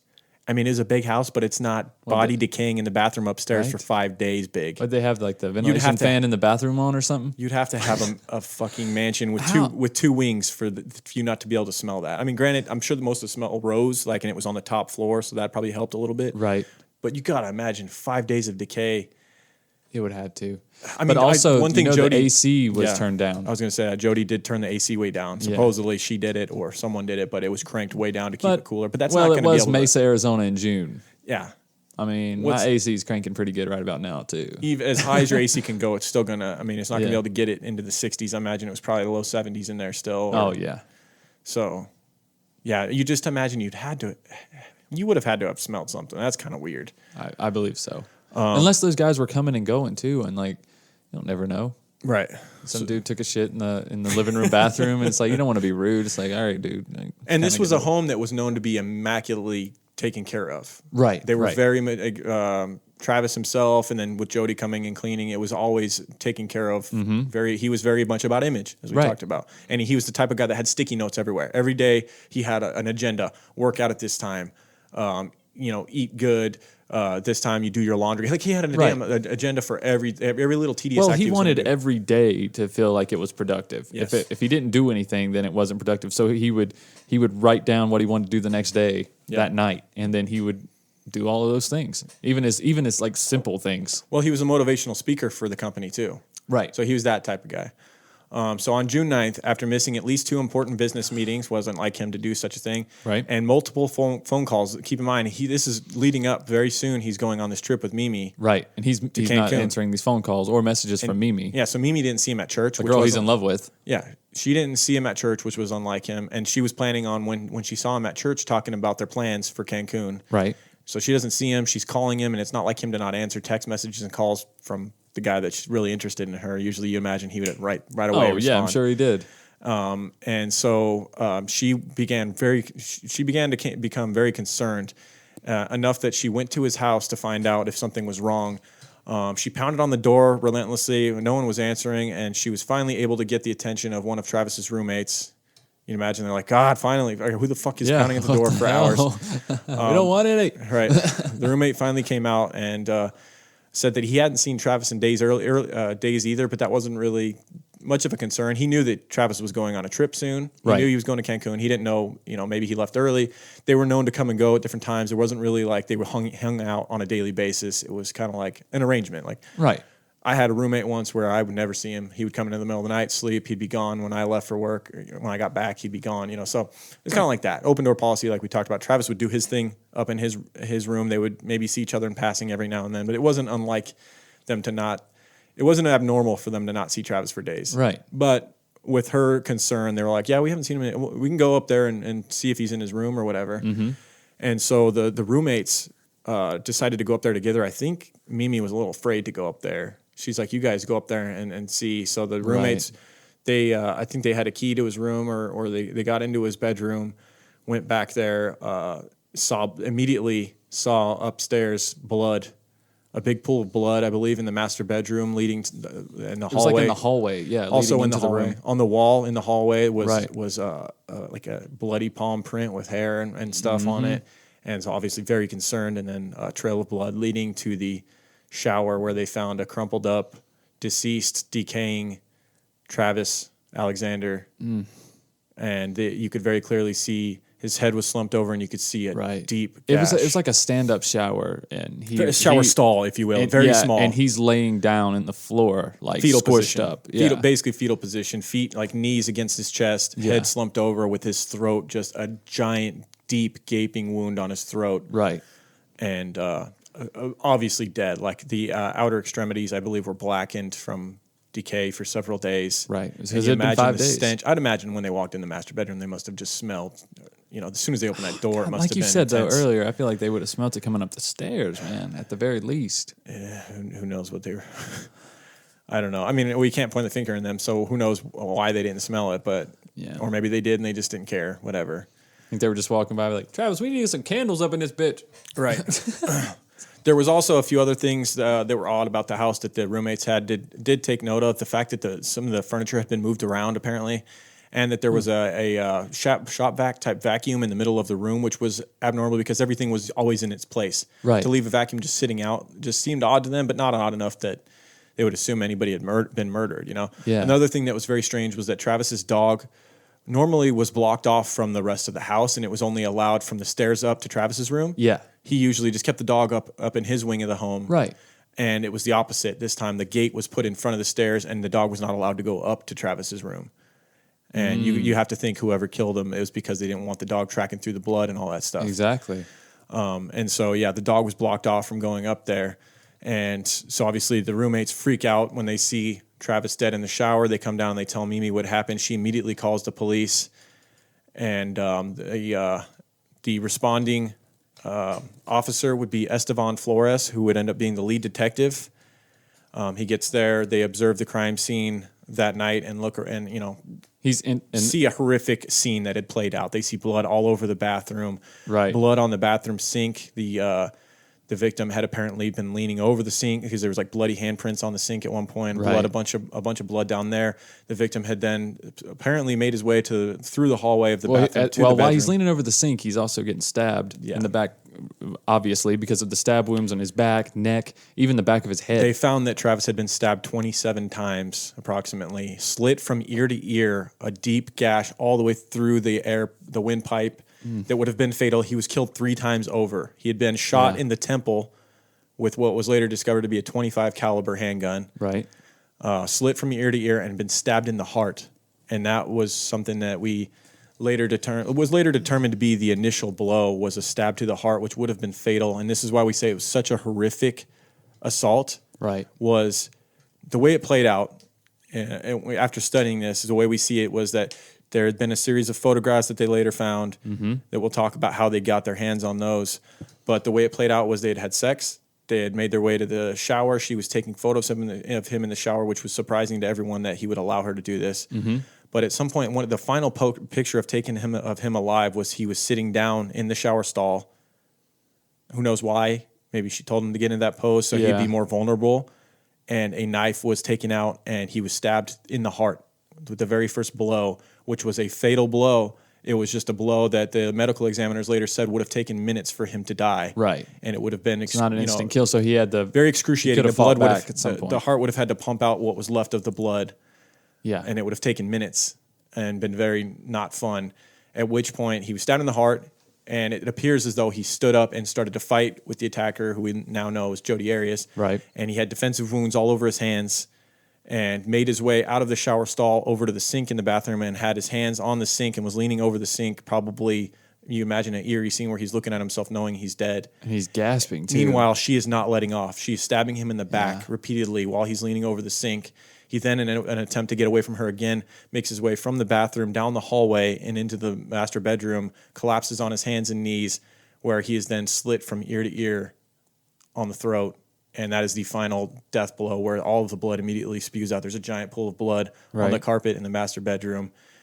He is then drugged through the hallway back to the bathroom stall and shot in the temple, which would have also been an immediately incapacitating, deadly blow, would have killed him immediately. Right. And, there's a lot of conjecture later. She tried to say that he was shot first in her crazy theories that happened later. And you got to wonder why she didn't just do that at the beginning. There's absolutely no possible scenario in which he was shot first. He was shot last, and he was already dead when he was shot. This casing was found on top of a pool of blood, which is one reason, And the medical examiner said that shot to the temple would have immediately, he would have been dead. There would have been no defensive wounds. There would have been nothing. It would have been over, and it would have been a much more it would have been a much better death. We'll just put it that way. And had he just been shot in the temple to begin with, had she just walked in, she wanted him to suffer. She wanted him to feel pain. It was a very aggressive. That's what I was going to say. If it was just about killing him and getting rid of him, she would have done that from the beginning. Right. But she wanted to make a statement. I mean, I think the initial stab to the heart, even. Yes. Just shows how crazy she was. And then the stabs to the back, stab literally. Somebody right in the middle of the chest. And the stabs in the back, there's the old thing, you stabbed me in the back. It was many, many stabs in the back. Yeah, it was almost like a metaphorical kill for her. It's absolutely horrifying, gruesome, painful, terrible way to go when also this was somebody you cared for, and they're doing this to you, and it's just so scary because he had no chance to really fully fight back when the first stab was fatal ultimately. Oh yeah. And he did what he could, and she would later talk about how he was so strong and he could beat anybody up, and there's no way. She tried to, we'll get into how she responds to the pressure from the police, because immediately Esteban Flores, the lead detective, they see this gruesome scene. They start talking to everyone. Right. They talk to the friends and family, the roommates, and everybody is pointing the finger at Jodi Arias. Oh, yeah, right away.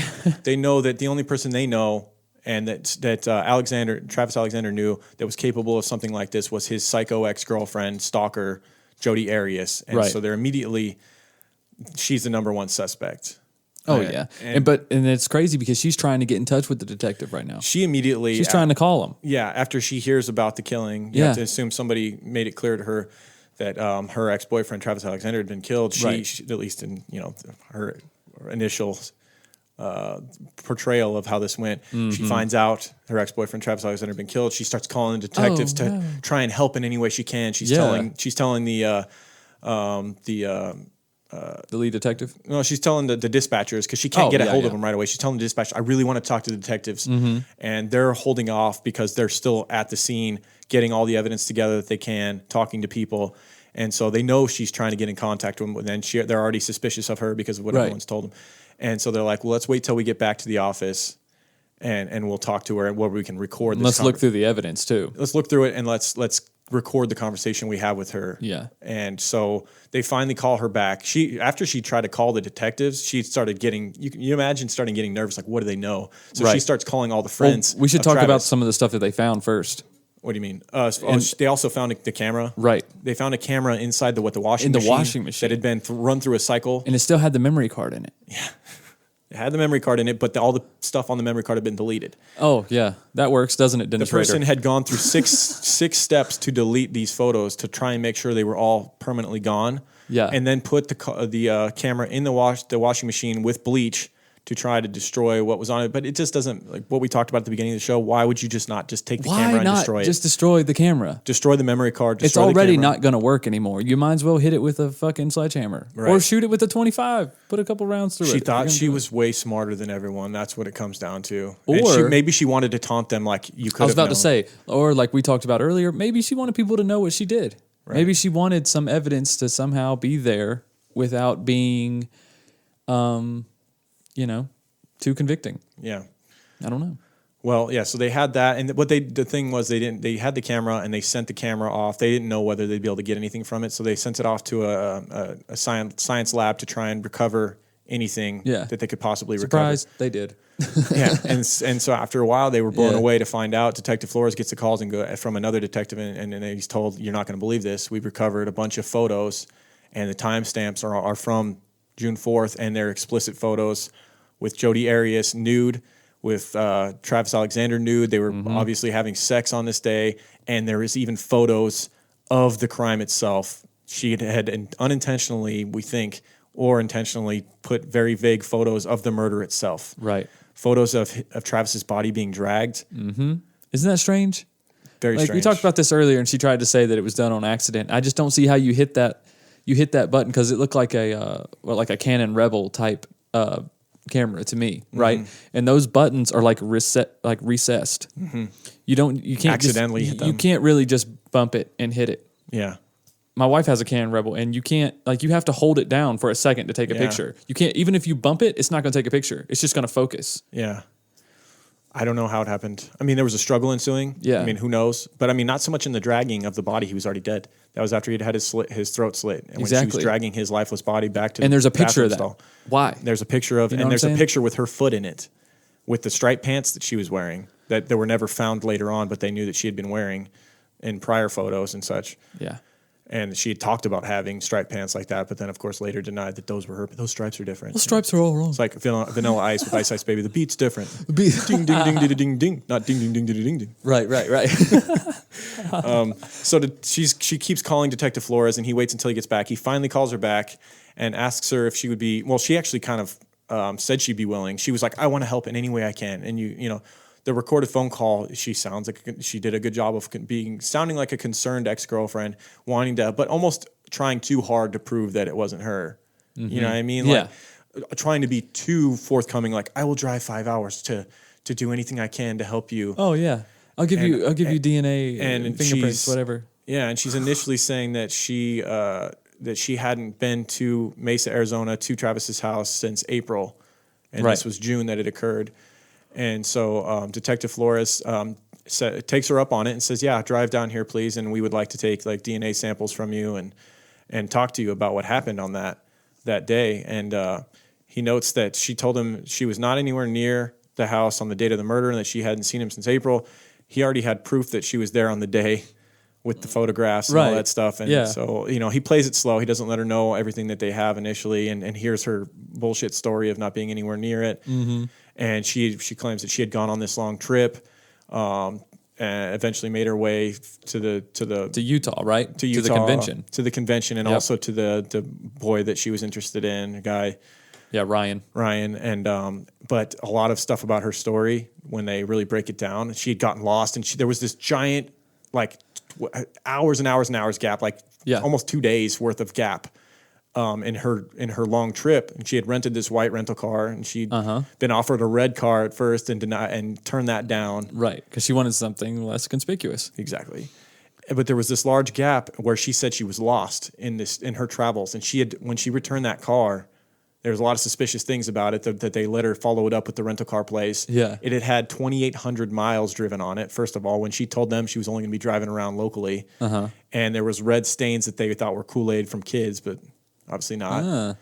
And so like there was stuff. Yeah. There's just too much that was like bullshit about her. They Also- actually sat her down and made her draw a map of the way that she got lost, and it had a lot to do with the Vegas area. It had to do with the I-15. She claims that she went through. She ended up on the 93 from the 15, but you would have to drive all the way through Vegas to get to the 93. She claims she got lost somewhere around the dam and ended up in Arizona. Yeah, she was on the road and went straight south. Right. But also, there was a big part of her trip missing when they tried to map it out according to her cell phone pinging towers. Yeah. Because she'd cut off her cell phone too. Right. Supposedly the The battery whole died. time she was in Arizona. Supposedly the battery died on How her way into Arizona fucking and then convenient. came back on as she. Oh, entered when she back. crossed the line? Man, that's convenient. Yeah.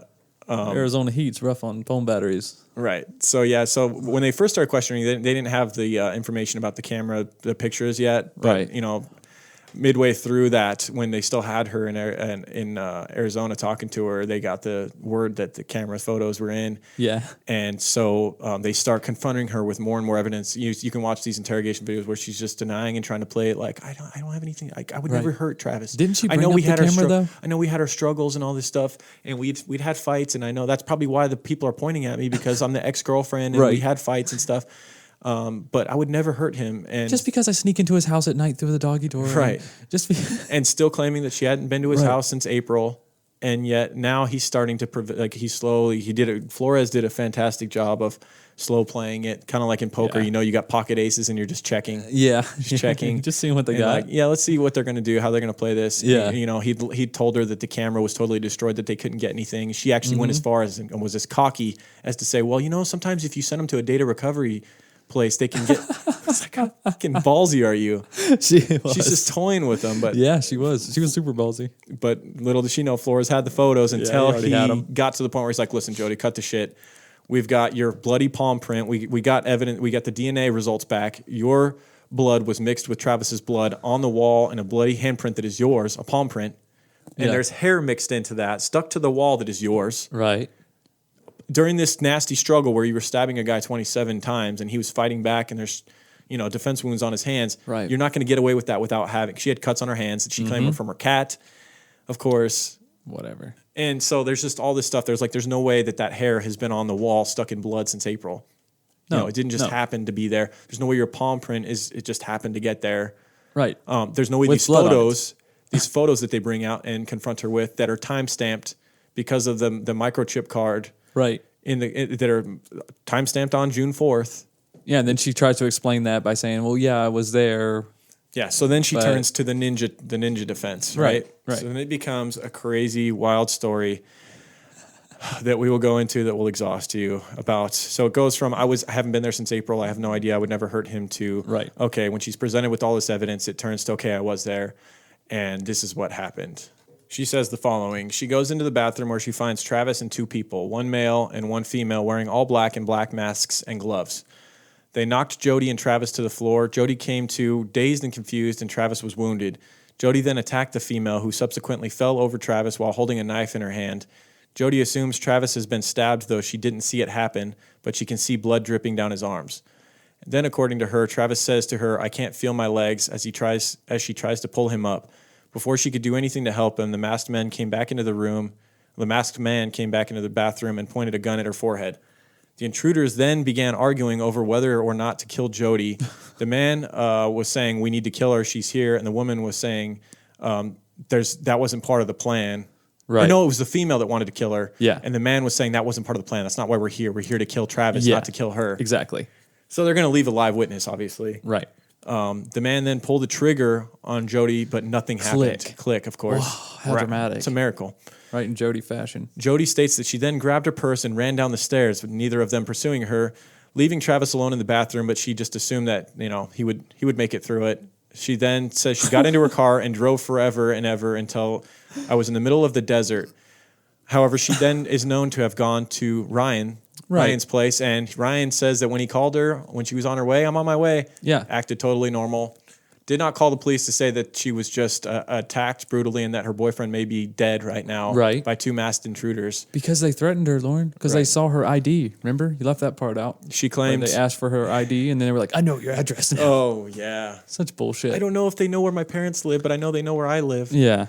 In a interview with 48 Hours later on, she claimed that she didn't call the police or tell anyone what happened because she was terrified and afraid for her life. She wanted to pretend it didn't happen. Mm-hmm. And yet she's so concerned for Travis later when she calls the police. I don't do anything I can do to help. Well, yeah. If this is the true story, why didn't you do anything to help at the time? You could have helped then. All right. After leaving the house where she'd allegedly just been attacked and where she left her lover to die at the hands of mass intruders, she made a call to Ryan Burns, her potential new boyfriend, who she was supposed to visit in Utah, and let him know she was on her way. Hey, Ryan, hit a few hang-ups. I'm on my way. Yeah. So this is her new story, guys. Totally believable to the police, I'm sure, at the time. Oh, yeah. Yeah, so that's the ninja defense. She says that she knew he was alive when she left because he was sort of on his hands and knees when I ran out of the room. So she apparently doesn't think the intruders would have just left him there, or maybe she does. We've done enough. Yeah, we'll let you. You can recover. Yeah, don't do it again. Right, whatever you did. Now and then she started calling Travis's phone, and she got voicemail each time she tried to call him, obviously, but continued to call more times. And this is where her elaborate cover-ups begin. That's all this is. After he's dead, she starts typing out these long emails, which totally goes against her whole ninja theory where these two people came in and killed him. She starts writing these emails about trips that they, made before. And she's trying to do this. I hate this disgusting behavior of people that do these elaborate lies to try and cover up shit they've done. I just get douche chills every time. The book read these emails that she later typed to Travis after he was dead. Yeah. And it's all in an attempt to create a record of showing the police later. It's an elaborate way for exactly. But like you said, with this new story though, it makes no sense. None of any of this makes sense. It's all contradictory. Now in the book, Juan Martinez, the prosecutor that wrote the book, talked about how leading up to the trial, he had kind of an idea. He was starting to get hints that the defense team so let's start. They arrested her. The prosecutor Juan Martinez finally felt that they had enough evidence with the camera photos, with the bloody palm print that was a mix of the two, the victim and the Jodi Arias' blood. Right. All of this stuff combined for a case that he thought was foolproof as far as to prove her guilt. Mm-hmm. And so they went ahead and arrested her, and they had to go back to California to her grandparents' house where they were able to get her as she was about to take off. She was leaving the next morning. And it was funny, kind of funny how they got her. They went up to the front door, and the grandparents had a break-in at their house. Supposedly, yeah. No, they did. They had a break-in, but it was Jodi Arias who had done it. They later found out because there was only a few select things that were stolen, but the grandparents didn't know. Obviously, it was their granddaughters, and they reported. And the things that were stolen were right next to or harder to get to than more valuable things. And none of it was Jodi Arias' things that were stolen either. Oh, of course not. But a .25 caliber handgun was stolen, and other guns were left. And of course, that was the gun that was used, or the same caliber gun that was used to kill Travis or to shoot Travis Alexander, and some other random things like a tape player, shit that could be pawned, a DVD player or something. Yeah, was stolen from her grandparents. But they used that break-in. The police, they wanted to get her as easily as they could without having a big scene and having any of the police in jeopardy. So they went up to the door and talked to the grandparents and said, "We're following up on that break-in." Right. Is anyone else home? They said, "Jodi's home. Can we talk to her about it?" Yeah. And when she came out, they put her under arrest for the murder of Travis Alexander. Brilliant. And that's when the circus starts, really. Yep. I mean, she starts talking to all these media outlets. She's saying that she has no chance of being convicted. There's all these crazy quotes that she has of like, "Go to the bank with that. I'm innocent." Like, oh, yeah. Like, no jury will convict me. Yeah. Here's a quote. "No jury is going to convict me because I am innocent, and you can mark my words on that. No jury is going to convict me." The confidence. Except for 3 in a row. She also, in a pretrial hearing, she had to have an IQ test to prove that she was fit to stand trial. Yeah. And she was actually looking forward to this IQ test because she was convinced that she would be right around the same as Einstein. Not kidding. Literally. She's like, "What was Einstein's? Because I'm pretty sure I'm pretty close to that." Wow. She wasn't joking? That tells you a little bit about her confidence. So what was it? Do you know? I don't know. But, I mean, it was enough to stand trial for murder. Yeah, apparently. But are you looking it up? Yeah. Curious to see how close she got to Einstein? Yeah. But that shows you how confident she was, and that's probably why she was toying with the police with the camera. She probably thought she knew so much about these cameras that there's no way they were going to be able to recover stuff. She thought she would taunt them with that. But leading up to the trial, as I was getting to earlier, Juan Martinez, the prosecutor, kind of started getting hints that maybe the defense was going to go with the they were going to change everything, which was suicide in most cases, but they were going to go from the masked intruders. Her initial story obviously was that she had nothing to do with it. She wasn't there. But when she was presented with all the evidence, she then said the masked intruders thing. And now she was going to change once again with the advice of her defense team to go to self-defense. They've got you dead to rights. They know you were there. Yeah. So our only now thing we can do is self-defense. Yep. We have to try and make Travis Alexander out to be the bad guy. We have to show his whatever dark sides of his character that we can to the jury and try and hope that we can convince them that he attacked you and that's why you stabbed him 27 times, many of them and being in the back and shot him in the temple and slit his throat. So her typical self-defense tactics. Yeah. Okay. So I got the IQ stuff before you go too further. Cool. Her IQ was 119. How does that stand up? If Einstein would have taken a comparable test, he never took an IQ test technically, but it said if he would have took a comparable test, it would have been somewhere around 160 is what they guess. So 50 points off. Yeah. Not 40 points, yeah. 41 points to be exact. What is 119? Is that as far as that stack up to the average person? Is that above average? Is it below average? Type in average IQ. All right. Let's see. She's smart, no denying that. She's very smart and cunning, and when you hear her talk, she's very well spoken. She was a grammar Nazi. According to ex-boyfriends, they would talk about how she would drive them nuts because she expected them to be very eloquent in the way that they talked, the way that they wrote. Technically, she falls in above average. I figured. Average is 85 to 114, which sounds terrible. And above average is 115 to 129. Gifted is 130 to 144, and genius is 145 or higher. So quite a ways from genius. I figured she'd be above average, but nowhere fucking near Einstein. Yeah, genius is 145 or higher. She had the confidence of an Einstein, let's just say that. Yeah, she did. So Juan Martinez, the prosecutor, when he finds out that they're going to go with self-defense, he's actually kind of concerned. In his book, he talks about this, how like this is actually their best chance, and he's like, shit. Because now they're creating reasonable doubt. They're creating reasonable doubt, but what the prosecution and the detectives have been so focused on, because she always denied being there, is proving that she was there. Now that all goes out the window. All the DNA, basically you're saying, well, she's now admitting she was there. Yeah. So what's your fucking case what's your game now? So now they've got to try and defend their victim's character. Right. And there is a lot of there's a lot of conversations that are now printed out, and a lot of it could be you see Jodi Arias, this pretty girl up there. She looks innocent and all this, and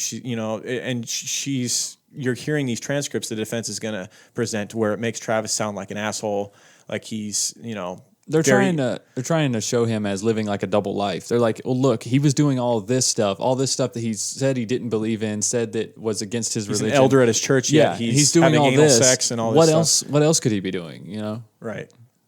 And so the prosecutor is actually kind of concerned, but and so he's digging in deeper and deeper into anything, and it's got to be so exhausting to do this because he actually didn't have he didn't take in extra counsel for him, like he didn't take in extra help. He just wanted to be the sole prosecutor for the state on this case, and he had other cases he was working as well. Yeah, and so he talks about the exhaustion he was going through because he became so obsessed with this case, obviously for obvious reasons, and he resorted to like going back over old material, and that's where he started to find things. He's like, okay, now that they're going self-defense, I've got to find new ways to present a case that shows that she premeditated this, and that's when the gas cans that we'll get into that played a huge role in getting her convicted. Yeah. It proved that she premeditated this trip. She tried to prove that she didn't want to be known to be in Arizona during this time. She tried to cover up the fact that she was there and make it look like she never was in Arizona. Right. And one way she did that was with her ex-boyfriend, Daryl Brewer, who she still was in talks with and still kind of cordial with. She had an email correspondence with him in which she requested some gas cans for a trip she was going on with soon. She requested 2 5-gallon gas cans that she knew he had. And when he questioned her about it, she got kind of defensive. But eventually she did end up coming and borrowing those gas cans before her trip. So he's looking at it. He's like, why would she do this? Yeah. And then he starts looking through all these receipts. Gonna burn something down. Right. He starts looking through all these. That's what I initially thought. Yeah.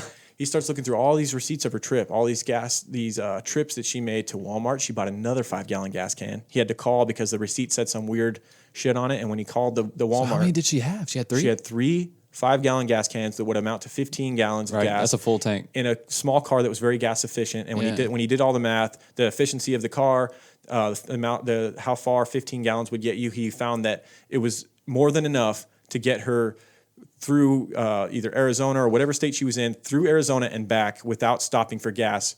And that was her motive to having 15 gallons. It was pretty clever. Yeah. Pretty clever, but she forgot that everything's traceable, not just gas purchases. Right. But the fact that you bought the gas can is traceable. Yeah. The fact that you bought all this extra gas at gas stations, more than what your car could hold. Mm-hmm. She was doing cash purchases to fill up these gas cans. He found those receipts. She kept them. Why? And he was Why would you keep them? Exactly. She thought she was smarter than everybody. Yeah. And so that helped to prove that she had premeditated this trip, among other things. Right. And then that would help in trial, and that was what he was going to move forward with. However, obviously, the defense team, much to the horror of Travis's family, who had to sit through trial and have their slain son and brother and nephew and whoever was all there, humiliated. He had to hear his, he's not there to defend his character, and they're just tearing it apart. And they know, and they're obviously being presented with pictures of his brutal end. Right. The murder pictures. I'm sure they had to see pictures of their son nude on the bed with this girl. Yeah. And they're all, religious and they're seeing pictures of her nude, and the pictures. Tough for them. I've seen the pictures, all of them. Yeah. I've seen all of her, all of him. And I've seen better looking vaginas, I'll say that. Oh, God. It's a little beat up. Oh. It's not a Mormon vagina there. Right. Not a Mormon vagina. Oh, my God. That thing's not holy. It is holy, actually. A little too holy. Oh. Moving on. Sorry, guys. Moving on. The trial was obviously a circus. The trial finally commenced through over 3 years after the murder on December 10th, 2011. Jodi had bragged to the press over and over again about how she wouldn't spend one day in jail, and yet she'd already spent 3 years awaiting trial. Right. This is where that quote came in, right? Yeah, about no jury is going to convict me, and yada, yada. The family of Travis had to sit through weeks of trial and listen to explicit detail of his sex life, false allegations of pedophilia. It's amazing. That was bullshit. That was really fucked up. Right. And it was all just her word too. Like, she had no evidence of this at all. Like, nothing that even pointed to it. It was just a story that she fabricated.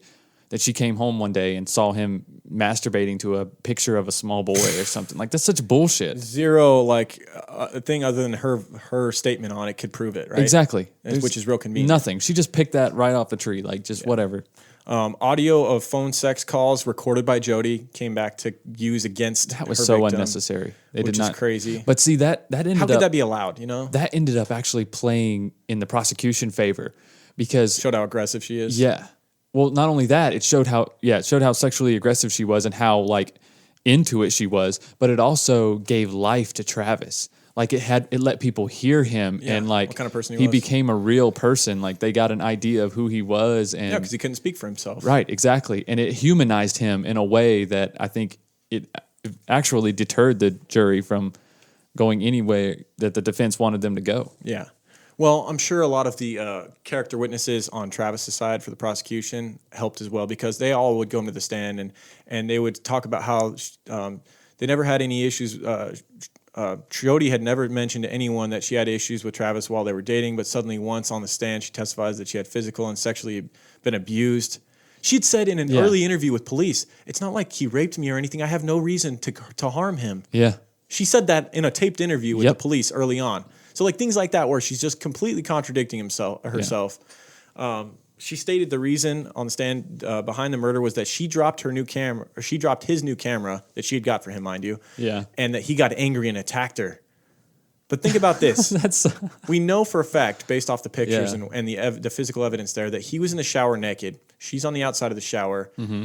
She drops his phone. He attacks her naked in the shower, and she has a knife all of a sudden. Where did the knife come from? Yeah. They're up in the fucking master bathroom. How does this fucking knife occur? Where does the gun come from? When you said that Travis would never have a gun in his house, she also said that in one of the earlier interviews. And she said that he would never had guns. And most of the stabs were in the back. Mm-hmm. You don't defend yourself by stabbing someone in the back over a sink while they're leaning over it after they've already been stabbed in the heart. Yep. There was a 48-hour interview done right after her arrest. They specifically asked Jodi if Travis ever lost his temper, and she says maybe he got angry a few times, but she was never in fear for her life.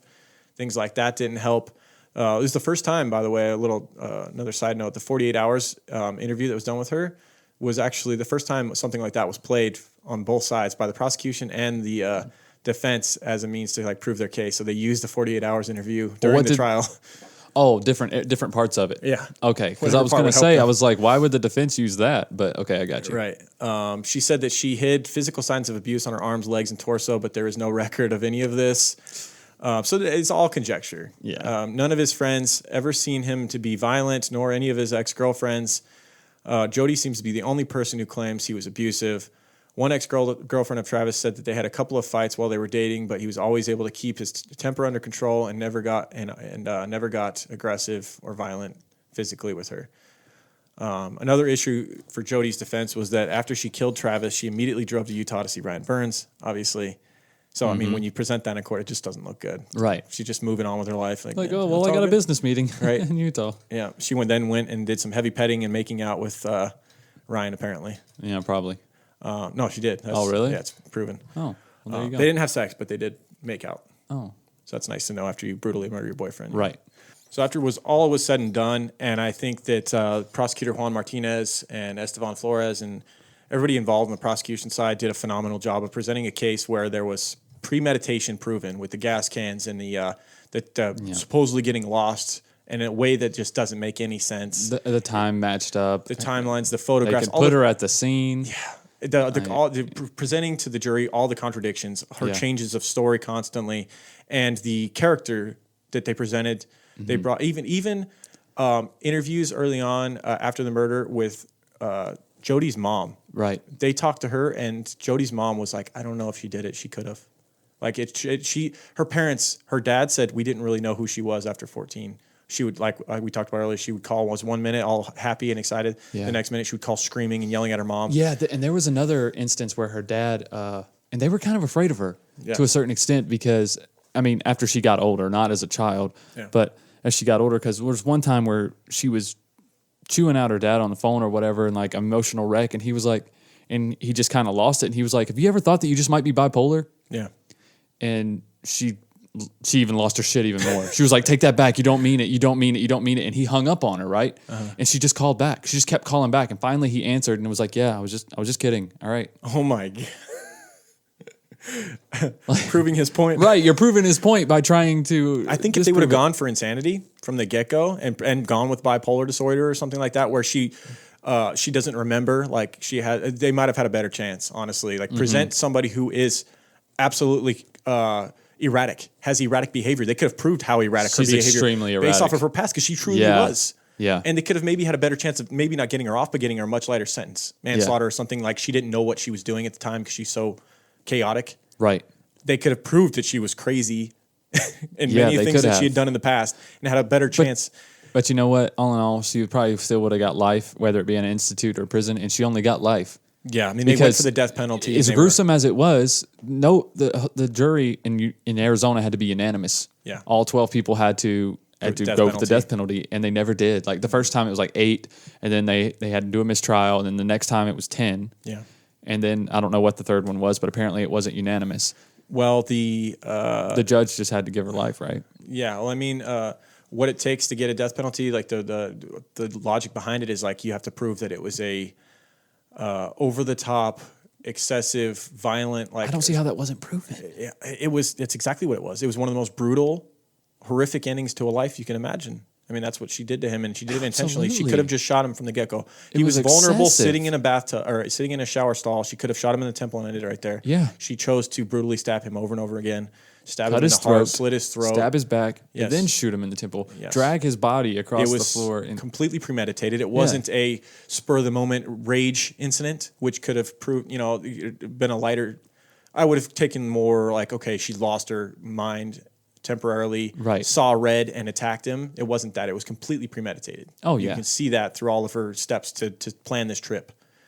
I mean, just think about what's going through her mind while they're taking these photos and stuff, knowing that she's going to kill him in just a few minutes.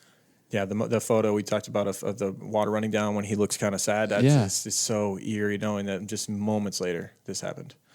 It's like that photo from Robert Ben Rhodes, remember, with the girl up in the barn? Yes. It's that kind of feeling, yeah. Except we don't know whether Travis knew what was coming or not, whereas the girl in the barn knew. Oh, yeah. That is true. That made hers a lot worse. So when it was all said and done, she was found guilty of premeditated murder and was sentenced to natural life in prison. She got out of the death penalty because it wasn't a unanimous vote for that. She later stated in an interview that she would have preferred to receive the death penalty as death is the ultimate freedom. She's full of shit. Because I don't think she wanted. She went back on that. No, she went back on that. Yeah. Okay. She went back later and said that. Oh, she contradicted herself again? Yeah, I know. I can't. It doesn't sound Michael. like Jodi. Usually she's pretty straightforward. Yeah, it doesn't sound like her at all. But she was making this argument saying that she could do all this stuff in prison. That she was going to create these charities for domestic violence. She even went as far as to create a T-shirt that said like "Survivor" on it, and she was like, "I'm going to sell these." She held it up. I promise you. No. She went as far as to make a shirt that said "Survivor." Oh boy. And people were just disgusted. Like it was like the media just had a field day. Like the whole nation just couldn't hate her more. Probably the whole world. All right. Well, she had some fans too, to be fair. Yeah. She talked about how longevity runs in her family, so she knows she'll be alive a long time and doesn't want to live the rest of her life in one place. At least she said that early on, and then came back on it, of course. She's currently housed at the Arizona Department of Corrections, number 281129, which is located in Arizona State Prison Complex in Perryville. And she continues to, make headlines whenever she can. And she has, I don't know if she still does, but she did have a group of fans that were dedicated to proving her innocence, and they had all these crazy conspiracy theories of how someone else did it. Mm-hmm. You can watch some. There was a special done by Discovery. The same people that did the Investigation Discovery. The Alaskan case that we did last week. It was well presented. They talked to one person in particular, a woman who had become very close with Jodi, and then, as most people that get close to her, started to hate her because she started to turn on them.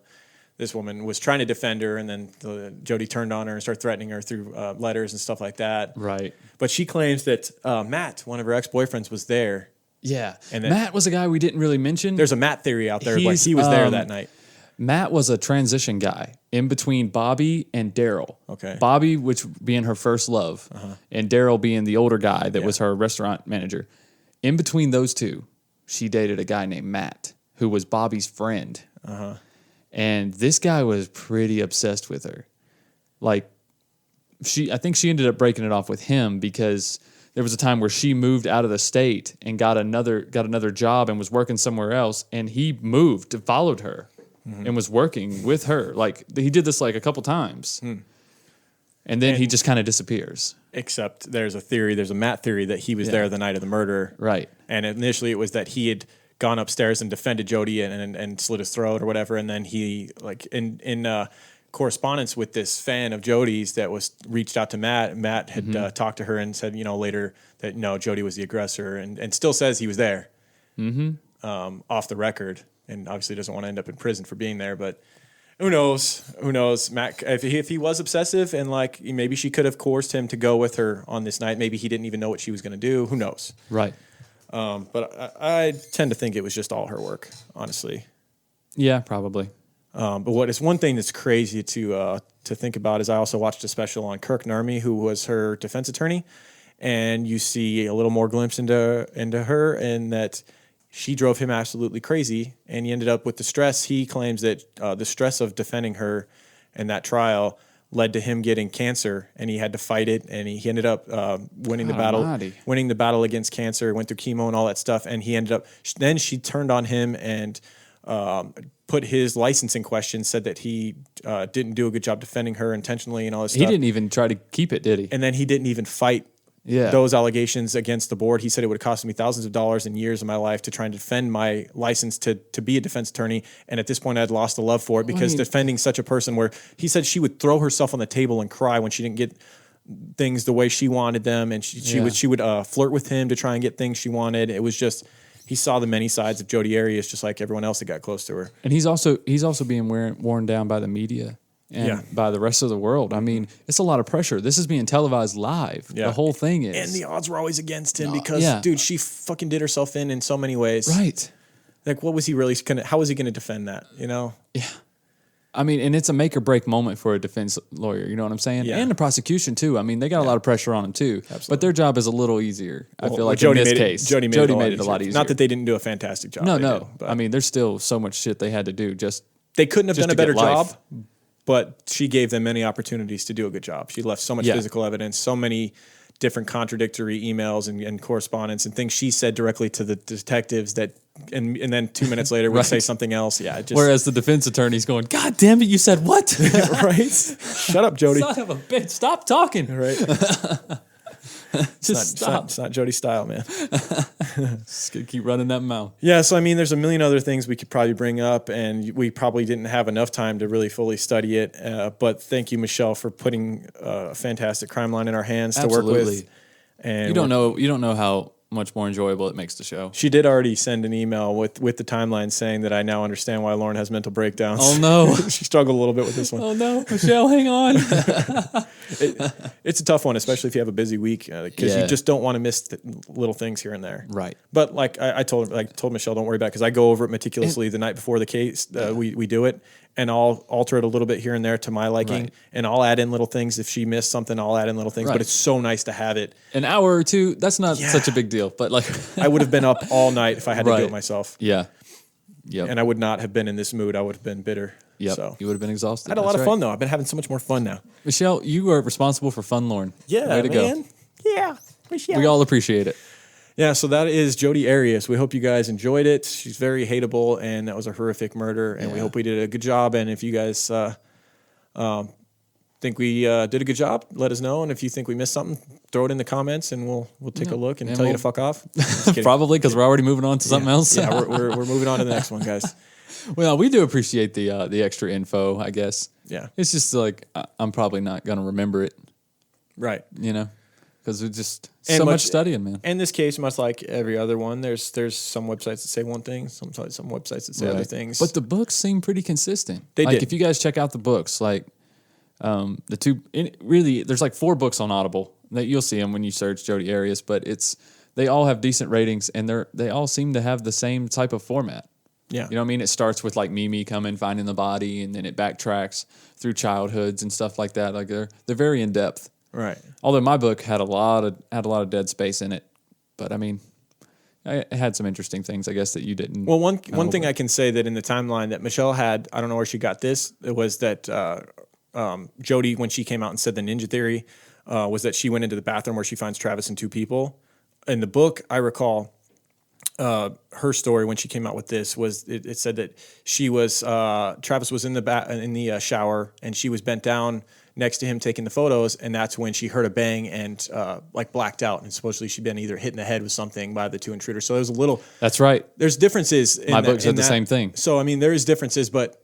Yeah. I mean, who knows? I mean, who knows where they got their story? And yeah, I mean, that story is completely false, so who gives a shit? It is. Yeah, it's a bullshit story regardless. So whatever lie she told, whatever. There's so many inconsistencies with that story. But we know what happened. She brutally killed also, him at one out of time, jealousy. She couldn't picture him going to fucking Cancun with Mimi. She could not let it happen. One of the things, another big flaw with her ninja story was she claimed at one point in time, she was trying to explain the bloody handprint, that she had Travis's blood on her or whatever, or from a fight or something, and she ran into the hall and put her hand on the wall and then went into the closet to get a gun, which Travis doesn't have any guns again. Which she had told the police. Travis doesn't have guns. And then they checked out the closet, and the closet was like perfect. It was like all neat and tidy. The doorknob hadn't even been touched. It was perfect. Yeah. And she is a terrible person. Wouldn't have minded her getting the death penalty. I probably would have voted for it. I think she's worthy. I mean, because of the brutality. If you believe in the death penalty, how do you not say she's worthy? You know, if you're going to say someone else is worthy, she is, honestly. Yeah, the brutality. They did the brutality of someone that she supposedly cared for. Yeah. And she wanted him to suffer and die brutally at her hands. And she wanted him to know that she was doing this to him. For nothing other than, I guess, stuff that he had said, or the fact that she couldn't have him too. Yeah, I think it was jealousy, pure and simple. I just think that she hated this other Mimi girl, and she couldn't picture them going to Cancun together, and it was never going to happen. She was not going to allow it. And she knew that he would let her come over, and she could make this happen, and she did it. Yeah. And so that is Jodi Arias, guys. I know we already said that, and then we went back into it, but that's it. That's it. That's really it this time. Yeah. So we hope you guys enjoyed it. We hope it was worth your money. Let's shout all the new patrons out. We have a ton of them. Thank you guys so much. Thank Good all the problem old to have. patrons, all the new patrons. Welcome. Thanks for not being a freeloader? freeloader anymore. No, it was fine. We when say you that were. lovingly, guys. We do. We love all of you, freeloaders and not. Yeah.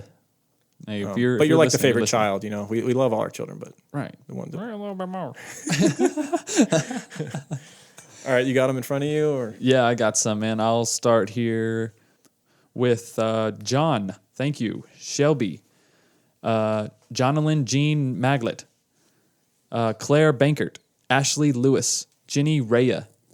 Victoria Stockman. Tari Combs. Helen Waters. John Bucci. Daryl Boone. Rachel Zinn. Cody Lyrics. LaRoe? Cody LaRoe? Lorna, Melanie, Mika, Aaron Brown, Mika, you should burn in hell. 40-Year-Old Virgin. Love that movie. Rebecca. I'm not even going to try Rebecca. I'm so sorry. Janine Hall, Dee Mulvaney, Ariel Melton, Molly Kules, Moxie, Shelley, Molecules. Evan. Oh, no, it's spelled like Molly Kules, MOLLYCULES. Right on molecules. You got us. You got an extra shout.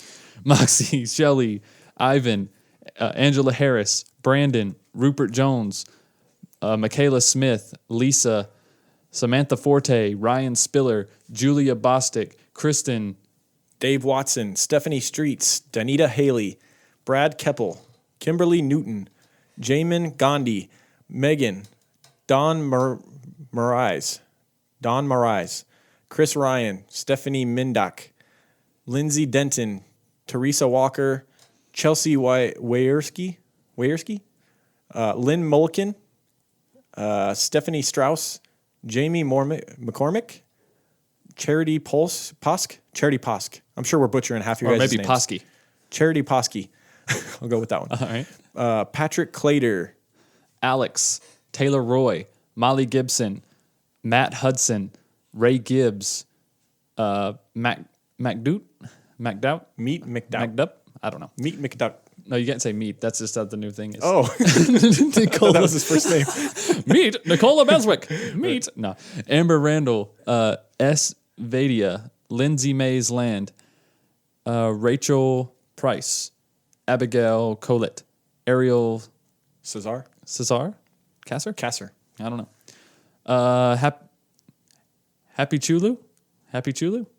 Jason Layfield, Cindy, Luis Martinez, Alyssa Shepard, Becky Grayle Reese, Diane Baran, Kevin Anderson, Sammy Kunigal, Ben Barnes, Georgina Drinkwater, Katrina VBB, Richard Monk, Naima Sanchez, Pamela A. Smith, and Nasa Lujan. Lujan. Yeah. Was our most recent Nasa one. Lujan. Thank you all for becoming patrons. Thank all of the old patrons that have been around since the beginning. Right.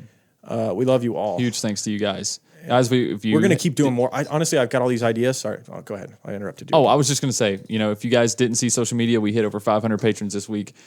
And that's a milestone for us, for sure. That's huge. Absolutely. We also hit a million you told me we had 500 downloads. patrons. I just don't think I would have believed you. You don't think we were going to do it?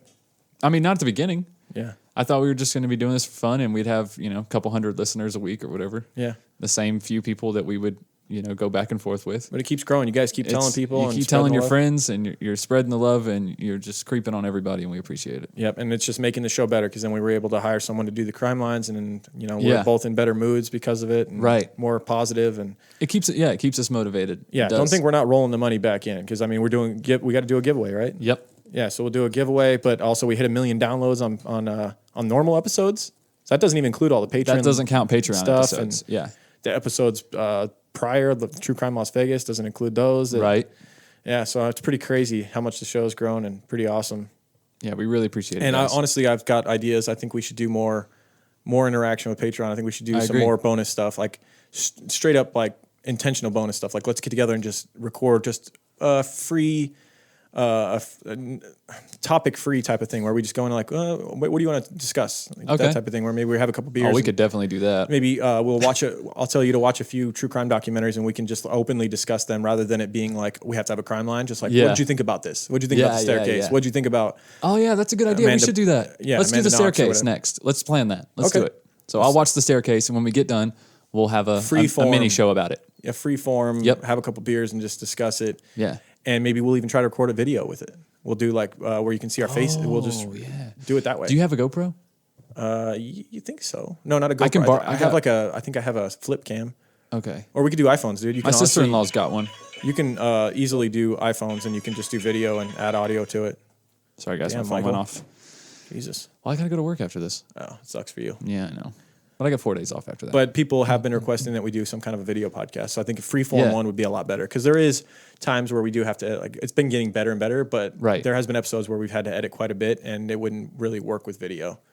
You know, there's been times where we've had to cut and like, wait, I think we got something wrong there and we go back and fix it. Yeah, we're not ready for a live show yet.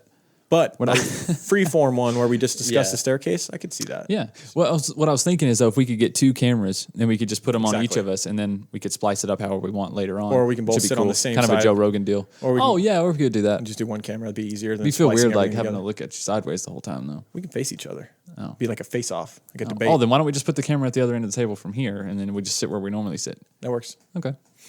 Whatever. We'll get a fisheye. We'll get a fisheye. We'll figure out the details later, Michael. Let's not get into technical. Let's talk about it right now, so people can comment on this. And I also thought we really should dive further into the serial killer melee death match battle royale. If you will. Did you watch the Facebook video? What do you mean? The live? Where, yeah, I did. Yeah, see, people did think I didn't watch that. I watched it. Oh, okay. I just don't have my No own one watched Facebook, it? so I didn't think I could. Yeah. And then I found a way. I just typed in Facebook True Crime Guys, and it came up, and I was able to watch it. And I didn't have to be logged in. Nice. Well, if we get off of here, we can do a quick live on Instagram. Let's do it. All right, guys. So you're listening from the future, knowing what happened in that live stream. Yep. We love you all. Thank you so much for being patrons, and we hope you enjoyed this episode. And we will see you on the other side. Keep creeping. All right, keep creeping, guys. True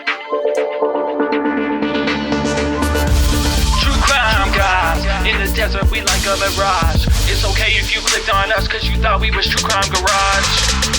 Now we ain't mad at you, sit down, let us talk at you. I'm talking to the creeper army, we out here making murder, get murder. True crime guys, in the desert we like a mirage. It's okay if you clicked on us cause you thought we was True Crime Garage. Now we ain't mad at you, sit down, let us talk at you. I'm talking to the creeper army, we out here making murder charming.